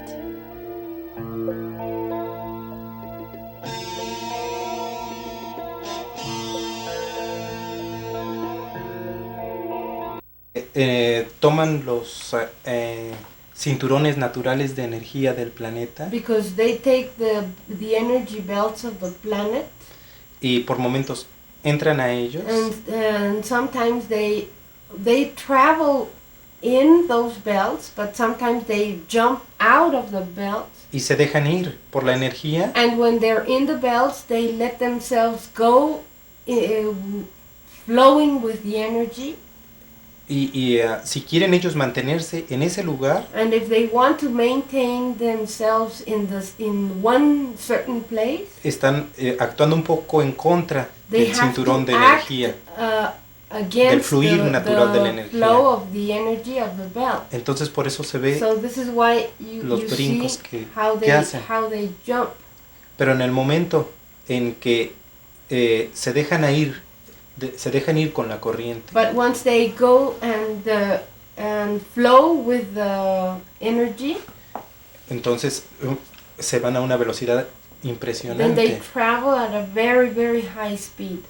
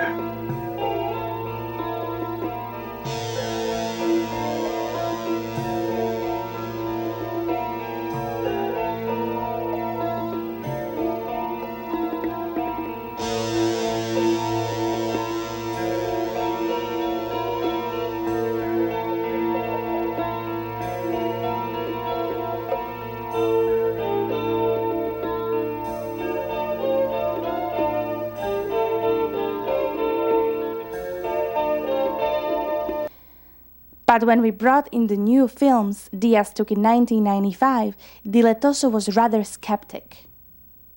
Tested the pictures in the early 90s and looked at still pictures in analyzing the edges, as I've done in blocking out the squares on this image. The properties indicated to me, because of the depth of field, that it was probably a large object. Now, it's years later and I'm looking at video, motion video. Couple of things that I'm suspicious of are the ways that it moves. Now, optically, the edges make sense. That is probably a large object. Probably a large object. At different opportunities during my encounters, I experienced how a beam of light shot out of the craft. This beam of light has the purpose to bring insects, plants, pollen, small and bigger animals aboard the ship. And sometimes we too, my friend and I, were brought aboard by such a ray. This beam directly forms and emerges from the ship and consists of the same light or energy as the ship itself.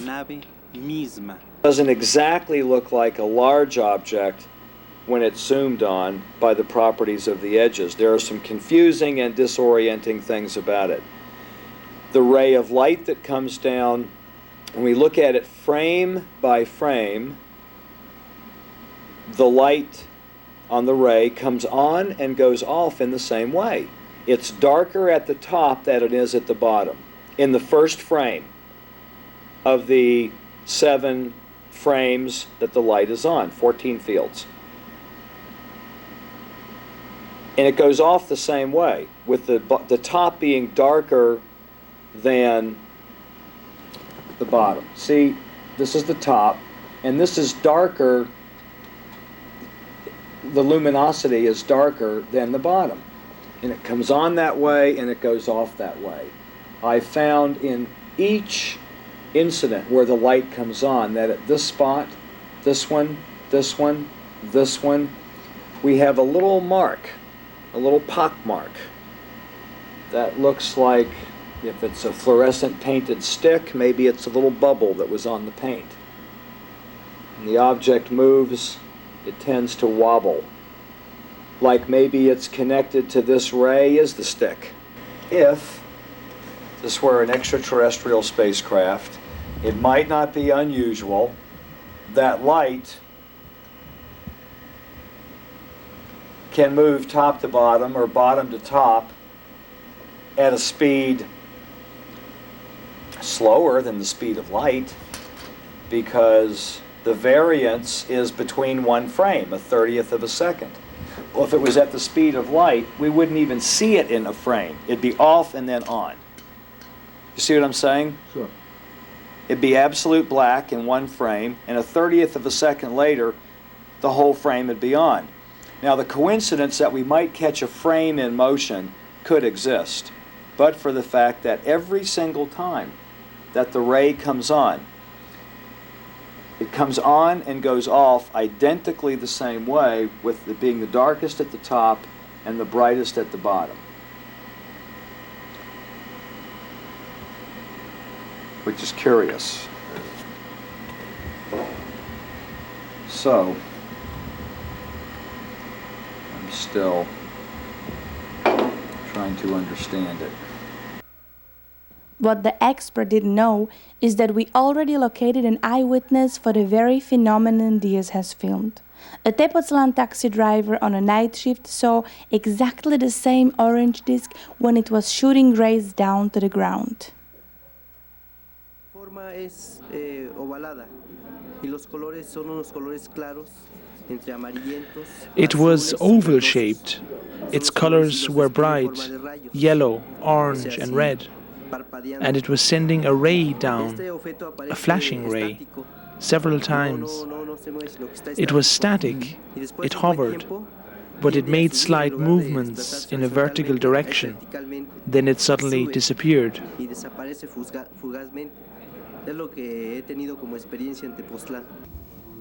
Anyway, we were still skeptical about the new footage, but since one of the films contained clear foreground data, it was easy to find out if it was filmed in the real nature or on a tabletop with the use of a miniature tree.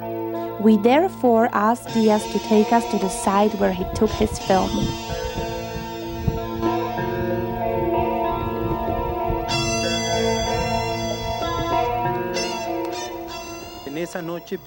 In this night, I came here at about 3 a.m.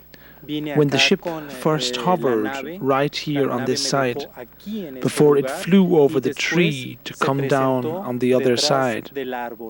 I set up my tripod, fixed the camera on top of it, and began to shoot, when the object started to move up and down behind the tree. In order to get the best possible close-up, I zoomed in several times. This is how I shot the footage I gave you the other day. No film which just shows a luminous object at night can ever be conclusive, unless it shows verifiable foreground data. But in this film, we have foreground data. The object is partially covered by the branches of a tree. Is it a large tree? We asked Carlos Diaz to take us to the site where he claimed he shot the film. We measured the diameter of the tree, the distance from the camera, we compared the zoom range of the camera, and we shot a lot of comparative footage from the same perspective. In our studio, using false colors to enhance the image, we were able to uncover details on the film not visible when you just view it. You have the same shape of the tree, the same right angle between the trunk and the branches, the same extended branches on the right side, and a second round tree or bush right in front of it. Although we were there years later, this is enough correlation to say it was the same tree in the same perspective. Any possibility of a montage or blue box effect? No. There's a direct interaction between the object and the tree. The tree vibrates, obviously touched by the energy field of the craft. And the glow of the craft slightly illuminates both the tree and the bush. This footage is real. It shows a large craft, and it is one of the best UFO films ever taken.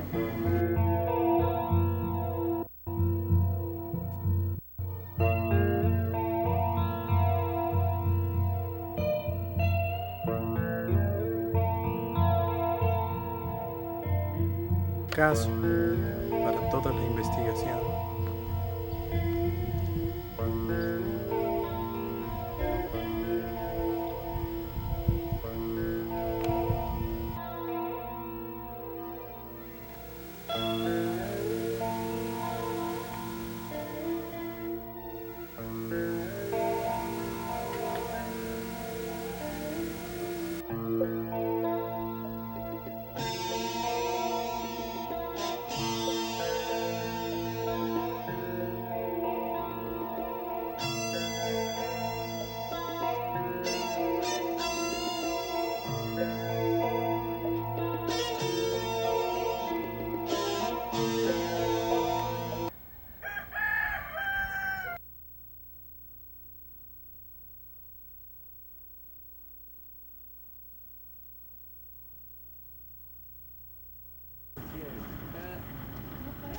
Ja, soweit es geht.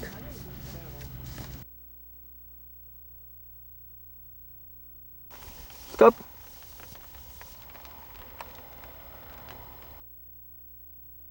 After a careful measurement, we found the tree to be 35 feet wide, with a distance of 345 feet from the camera. Therefore, the craft was at least 60 feet in diameter.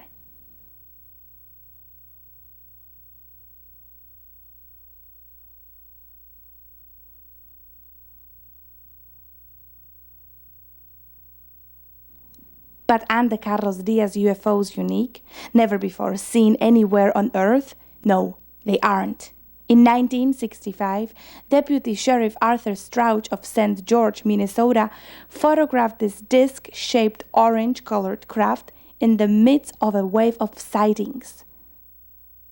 On May the 4th, 1994, a cameraman of the local station TV Roma filmed this craft near Ostia, the ancient harbor of Rome. It was seen by hundreds of witnesses.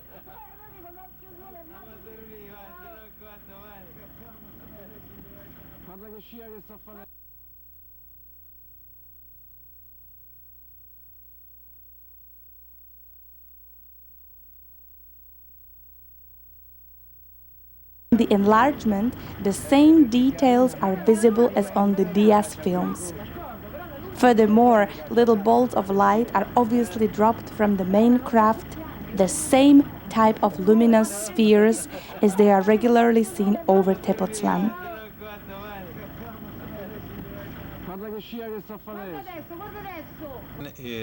El mismo tipo de energía de la cual están formadas las naves más grandes.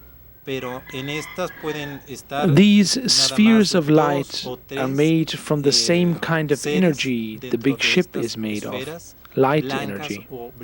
Some are unmanned, some have 1 or 2 people aboard. Some of these spheres are white, others blue, others red in color, and they are probes or monitors to study the environment. They explore the different life forms and conditions on Earth, many things. They don't interpret, they just study and collect the data and emotions involved. Since they are energy, nothing can stop them. They can go through anything. They even come out of the rocks. Acceso, puesto que ahora sí, siendo energía, no hay nada que los pueda detener. Another film was taken on August 23rd, 1994, by Daryl Spence in Mansfield, England. Again, it shows an orange-reddish disc which suddenly lights up, just as in one of the Diaz films.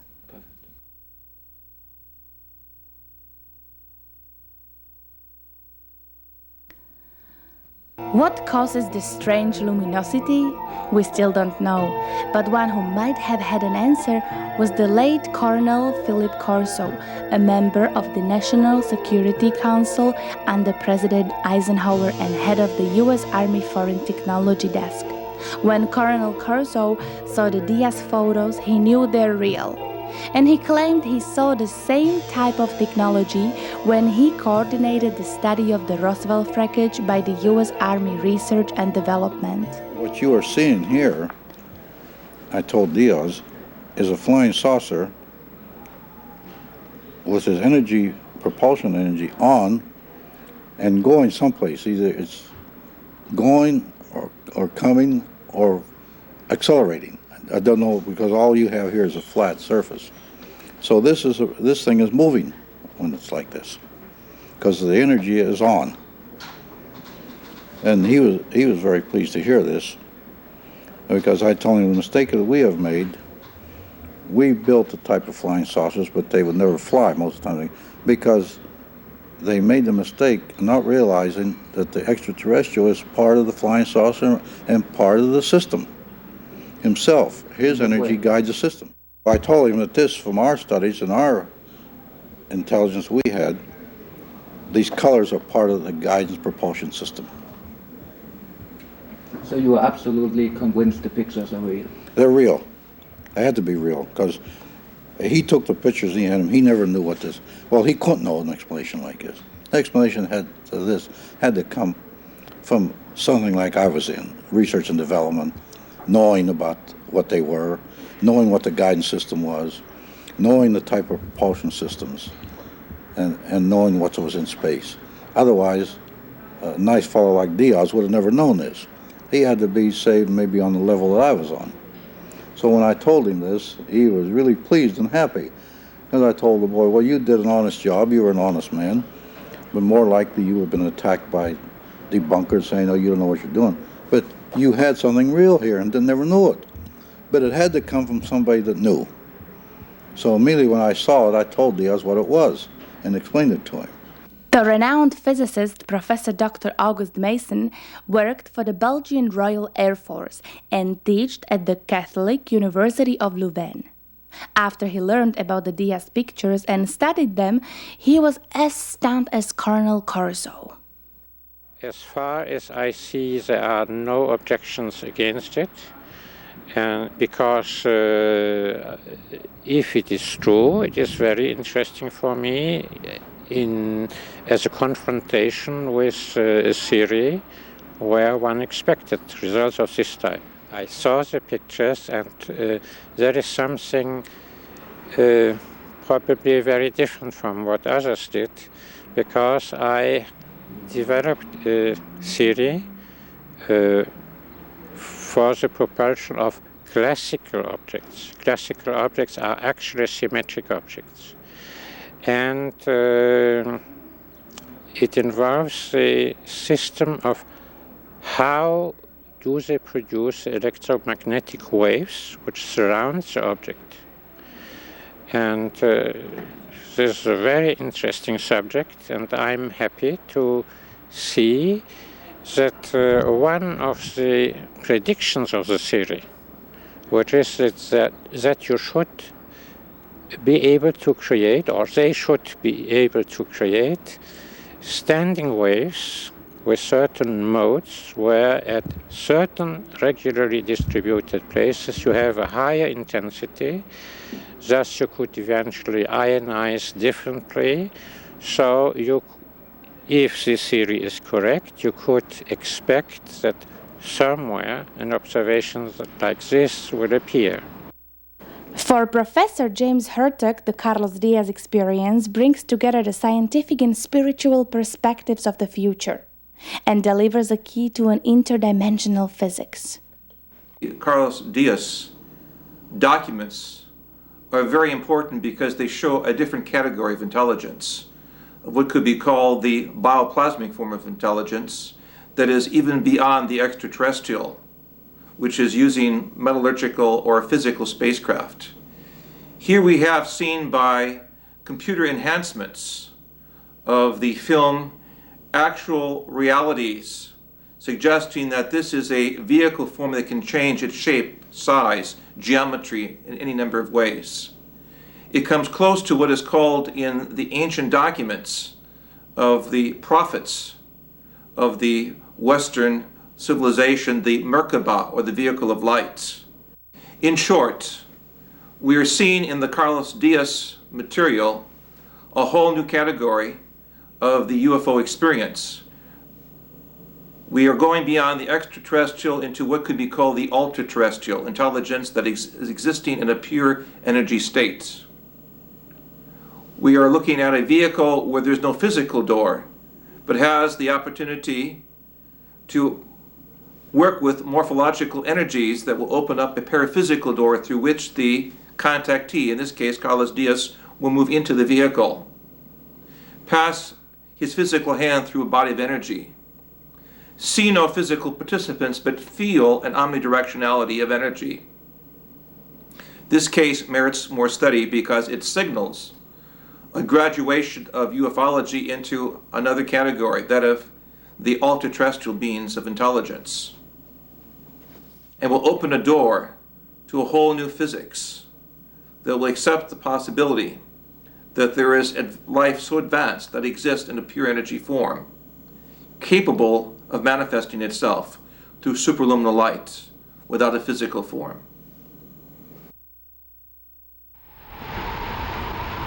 Is the Carlos Diaz ship of light an interdimensional gate? A projection from a parallel universe? An alien spacecraft? Why does it appear so frequently over the village of Tepoztlan? Is there any connection to the ancient cultures of Central America? Only the experience of a simple young man from Mexico might be the answer to all these questions. Es la primera vez que él me invitó conscientemente a entrar a una nave. Vi cómo él se metía a esta neblina de luz. The first time he invited me to go consciously into a ship, I saw my friend getting in first. He went through this fog-like light. When more than half of his body was inside of the light, his body got sucked into the object. So what I did first is that I put one hand into the light to feel, and to my surprise, it went through the light, and inside I felt a nice temperature. When I took my hand out, I was very relieved to see it was still in one piece. So that gave me the confidence to walk in, and when I had my body halfway inside the object, I was sucked into it too. But once you are into it, there is nothing you can see. You just see yellow light all over. You don't feel your toes, you don't feel the floor, but the sensation is very peculiar, because you feel very peaceful with a lot of love within you. Lo que habíamos hecho era salir del objeto, salir de esa gran nave. Y empezamos, me di cuenta que estábamos en el interior de una gran Once, when I came out of the yellow light, I realized I was not at the same place, but I was in a big cave. It had stalactites and stalagmites, and between them I saw several sculptures and ornaments, which were of the art of the Maya culture. This big cave was the place where the ship hovered, and there was a kind of path we walked through, and we came to another cave And I saw there many people who were very kind to me and greeted me, very nice people. But the particular thing about this cave was that there were 7 egg-like spheres of yellow light. After we got to this place, my friend stuck his hand into one of the eggs and took out a small ball of light, also yellow, and said that this little ball could project a ray that would touch my 7th vertebrae in the middle of the spine, and it would take all the information which is in my neurons. Y me dijo que por medio de esta esfera saldría un haz de luz que me colocarían en la 7ª vértebra cervical o a la mitad de la columna. Si yo lo permitía así, tomarían información de todo lo que tuviera yo almacenado en mis neuronas. Después de eso, me Once I was there in this place, he invited me to go into one of those spheres of light, or eggs of light. When I did so, I realized that all the yellow color changed, and it was not yellow anymore, but it was a scene of a forest from the air. It was like if I was flying. And then I saw on each of my sides a wing, the wing of an eagle, and I realized that what I was looking at was the information from an eagle, his memories, that they had stored into this egg of light. Que me permitía ver el bosque desde el aire.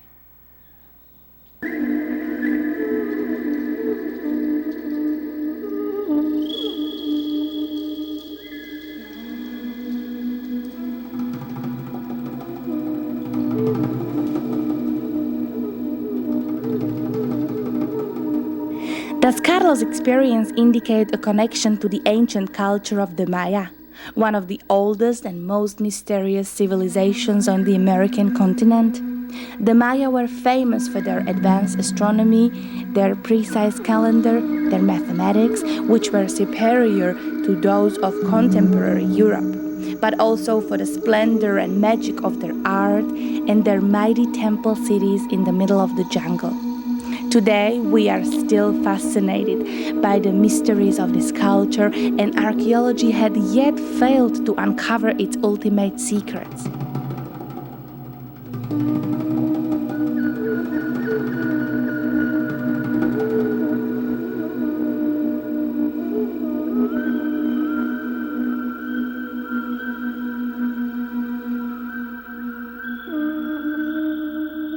Several researchers speculated about a possible extraterrestrial connection. Indeed, the Mayan mythology mentions that sons and elders of the stars teach their people in ancient times and speaks of 400 young men who visited Earth and later returned to the Pleiades. Once a Mexican investigator and journalist, while my good friend Jaime Musan asked me to ask them where they come from. So when I was with one of them the next time, we were walking near Mexticla. I asked him, "Where are you from?" And he smiled at me and said, "Look, Carlos, I can give you the name of any star, any constellation, any galaxy. But what would this tell you? As far as you've gotten is your moon. So it makes no sense if I tell you where we come from, since you can't go there and verify." For me, this answer was enough, even though, when I was with them, I once heard them to mention a star named Maya. And when I looked into an astronomy book, I found out that there is, in the constellation of the Pleiades, a star named Maya. Maybe this is where they come from, but I really don't know. Vengan ellos de esa estrella.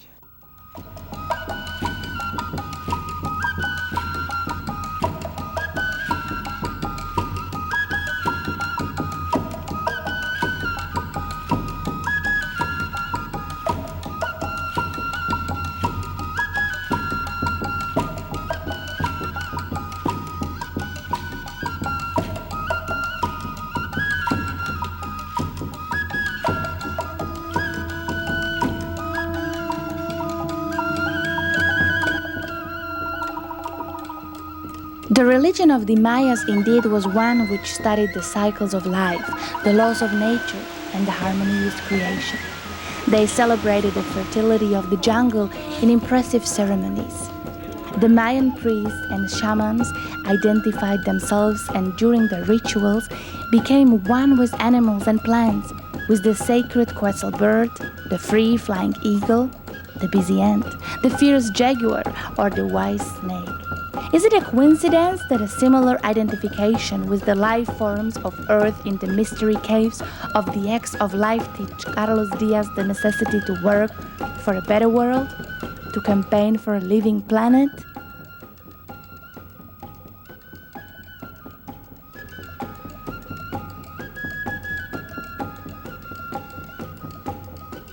Después de eso, salí de la esfera o de este huevo de luz y pude entender que ellos han almacenado en estas esferas de luz muchísima información, no nada más de seres humanos, sino creo que de After entering these spheres or eggs of life, I understood that they store a great wealth of information in them, not just about human beings, but about all forms, all manifestations of life.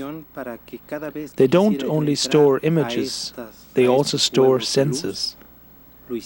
When you are there, you feel like an eagle, like a bird. I felt joy, I felt fear, and I have seen many types of environments: the sea, the ice, jungles. What I have learned from this is that every living thing is important for this wonderful planet. They also offered to show me what they have stored about the past of my own life, but I didn't want to know, because what I want to do is to go forward and to try to act with all the things I have learned to live this experience. I had experienced that there is a wonderful interaction between all living things, but this interaction went out of control. Every individual, every species is an important part of this interaction. This is the reason why I want to share all this with the whole world, to invite the people to act in order to save the earth, to make it a true paradise for all living creatures, and to inherit our future generations a living planet. Mi experiencia, el tratar de invitar a cuantas personas quieran escuchar que tenemos la posibilidad de seguir haciendo de este nuestro maravilloso hogar, el planeta Tierra, un paraíso. Creo que es importante que les heredemos a las generaciones futuras, como lo he dicho infinidad de veces, un planeta vivo, ¿sí? Un planeta bello.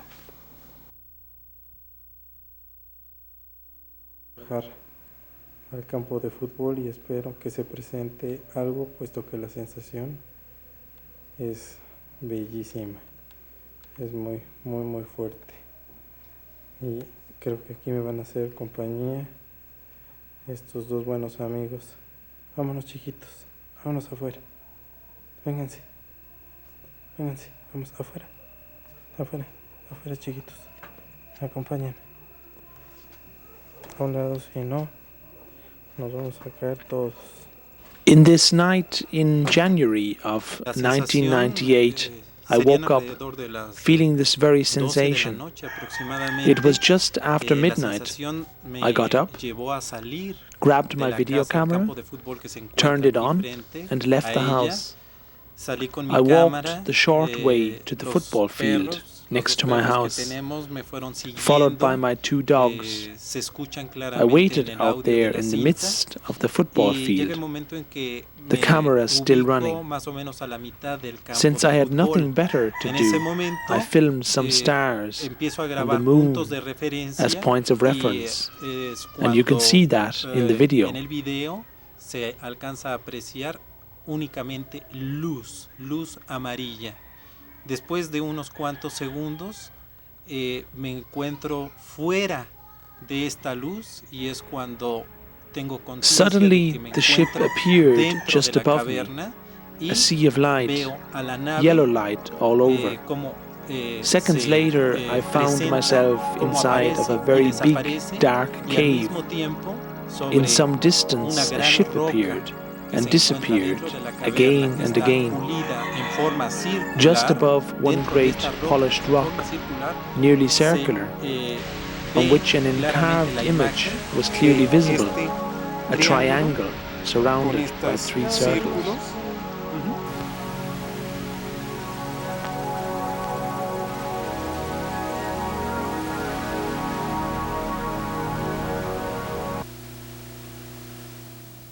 A sign? The same symbol appeared in July 1991 in a wheat field near Barbury Castle, England. Its origin, like those of others of the mysterious crop circles, was never satisfactorily explained. The triangle means the interaction between soul, body and mind, the harmony that should exist between these 3 states of a living being. And the small circles in every corner of the triangle mean the simple ring stands for nature, the circle of life. The one which looks like a wheel stands for movement, and the third one, the spiral, for the evolution of the consciousness of humanity, which in every mind grows like a spiral, and it altogether moves into a higher state. It was meant to teach me exactly what I felt. This is how my experience takes place.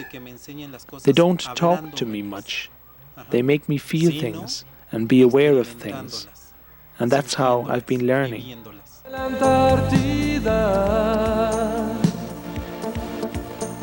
Pero no azul de destrucción, de bosques que han muerto de inanición, por desechos de mercurio, de fundición.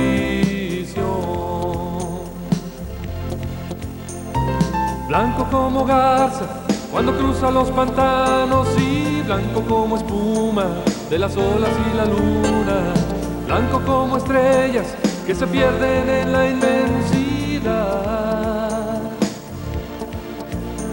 pero no blanco de destrucción, de detergentes y polución. Cuántas cosas vemos sin solución. Salvemos la tierra de todos nuestros errores. Limpiemos el aire, amemos las plantas y los animales. La madre tierra es la casa en la que todos vivimos. ¿A dónde nos cambiaremos si ella nos falta y queremos vivir? Verde como loros que en el cielo se despliegan y verde como selvas de lagunas y reservas, verde de delfines que jugando van cubriendo el mar, pero no verde de destrucción, de colorantes y combustión, de seres extintos por ambición. Salvemos la tierra de todos nuestros errores.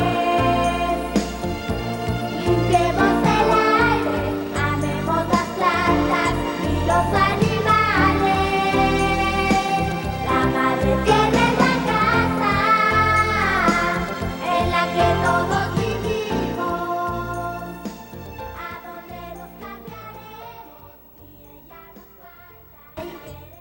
estamos viviendo un momento realmente histórico para la especie humana. We are going through a very important state in the human history. We have to realize that the future of us and our planet is in our hands. The world is in the hands of a species which is very creative. We must make the changes with this creativity. We are already going through many transformations. This creativity does the transformations, but these transformations can be positive or they can be negative. And the negative ones are those which are destroying nature, the vitality of the planet. Las dos partes de la creatividad del hombre, nos daremos cuenta que está dominando más aquella que está acabando con la vitalidad del planeta. If we don't put into balance the positive and the negative things which we are doing with our own creativity, the negative side will get more and more powerful and destroy life on Earth. Lo maravilloso que es estar vivos y la maravillosa posibilidad que tenemos de actuar para poder seguir haciendo de este planeta un planeta vivo. My intention in sharing this with you all is to invite people to act so we can keep working for life. I want to invite the people who want to listen, who want to see, who want to do something about it, to work for life on Earth, so we can keep this Earth alive. I don't share my experiences with the world to convince people of the existence of extraterrestrial life, but this experience has made me aware of the wonderful home we have. And I do believe that if we learn to respect and love life, the encounter with them will be inevitable. A amar y a respetar la vida, el encuentro con ellos es inevitable. Indeed, it seems that the valley of Tepoztlan, a land considered sacred by its inhabitants even today, is like the eye of a hurricane, an island of peace between man and the nature. Therefore, it doesn't really surprise that it also became a cosmic enclave, an outpost of those who ride on the oceans of the universe. It might very well be the place where contact between man and life forms from somewhere out there already happened, where they learn from us and we, maybe one day, might learn from them, a place where heaven and earth meet. They come here because here in this very small place, Tepoztlan, are 7 energy belts that cross here. And they use these energy belts to travel like we are using highways. That's why we have so many UFO sightings here. Therefore, it is so familiar to the people in Tepoztlan to see these objects, because they have been here since a long time ago, and for generations, people in this place have seen UFOs over the hills. It's a very magical place. It's very spiritual, it's very beautiful, it has traditions of strong contact with the Aztec gods. It's kind of a spiritual cutting-edge place in the New Age community in Mexico, and there's a political element here, a kind of expression of not wanting to contaminate their environment with resorts, golf courses. To avoid that, there's this kind of consciousness that they have something sacred here and that they don't want to have undermined. So it's an unusual place, and it seems somehow fitting that a man like Carlos should emerge in in a place like this. Besides that, it is also because we don't have a great air force. There is no way we can bother them. So they are safe here. They can operate here, undisturbed, because of the great freedom in Mexico. I do think there already is an open contact. If the contact is not being done or signed by politicians, it doesn't mean there is no open contact. They do live amongst us, and they are here since hundreds and thousands of years. They are here trying to understand why we act the way we do. They have learned many things from us. They even admire us as a species because they say that we have evolved faster than they did as a civilization. But because of this hurry in our evolution, we do not really realize the damage we are doing to our planet in order to have more technology.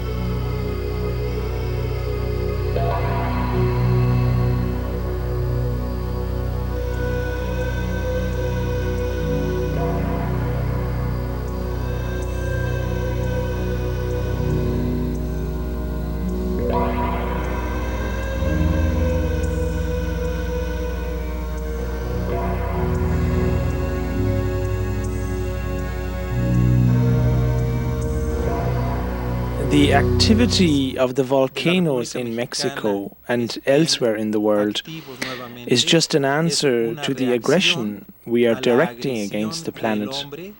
All these nuclear tests have been done in so many countries, and now there's the answer to it, the volcanic activity which liberates the energy here in Mexico and all over the world. From 1991 up until now, many people have been reporting around the volcano activity of UFOs. And what is really interesting is that this activity, it seems to be related to the activity of this very dangerous volcano. Many volcanologists think that this is the most dangerous volcano in the world because of its history and because there are so many people living very nearby this volcano. They were fleets with 5, 7, 10, 12 objects. We have even some pictures of that which prove very clearly that is true. Many other people say that these objects have descended close to the volcano and they have seen even extraterrestrials close to the chips. The sightings, every time we're going to have activity of the volcano increase. For example, as I said, in 1991-92, we found out that the volcano was active because there was so much activity. Then we have a lot of activity after the middle part of 1994. By the end of 94, we were predicting probably some possibility of eruption, and this happened on December 21st, 1994. And then on September 18th, 1998, we were in Puebla, and we had many reports of many witnesses of 7 objects flying very close to the volcano, and we predicted new activity and new big eruptions. And from November 19th, 1998, we are living a new stage. We think is the final stage of this very dangerous volcano. This mountain could blow up, killing hundreds of thousands of people. It could become the biggest disaster ever in human history. Es dar a conocer la experiencia vivida por Carlos Díaz durante 19 años con estos seres llamados luz. The purpose of the center is to make the material and message of Carlos Diaz available, material which has been collected for over 18 years now and has been verified by experts and scientists from all over the world. But it is also to help people which have seen for the first time a UFO, like me, as I was very shocked when I saw a UFO for the first time. The center wants to explain this reality to the people. Una necesidad o una inquietud que no se puede comentar con cualquier persona, las cuales no han tenido un acercamiento o un avistamiento de esta índole. Entonces, este centro va a recibir a todo ese tipo de gentes que necesiten de alguna explicación para poder hacer descansar a su mente de ese impacto que reciben la primera vez que ven un objeto no identificado.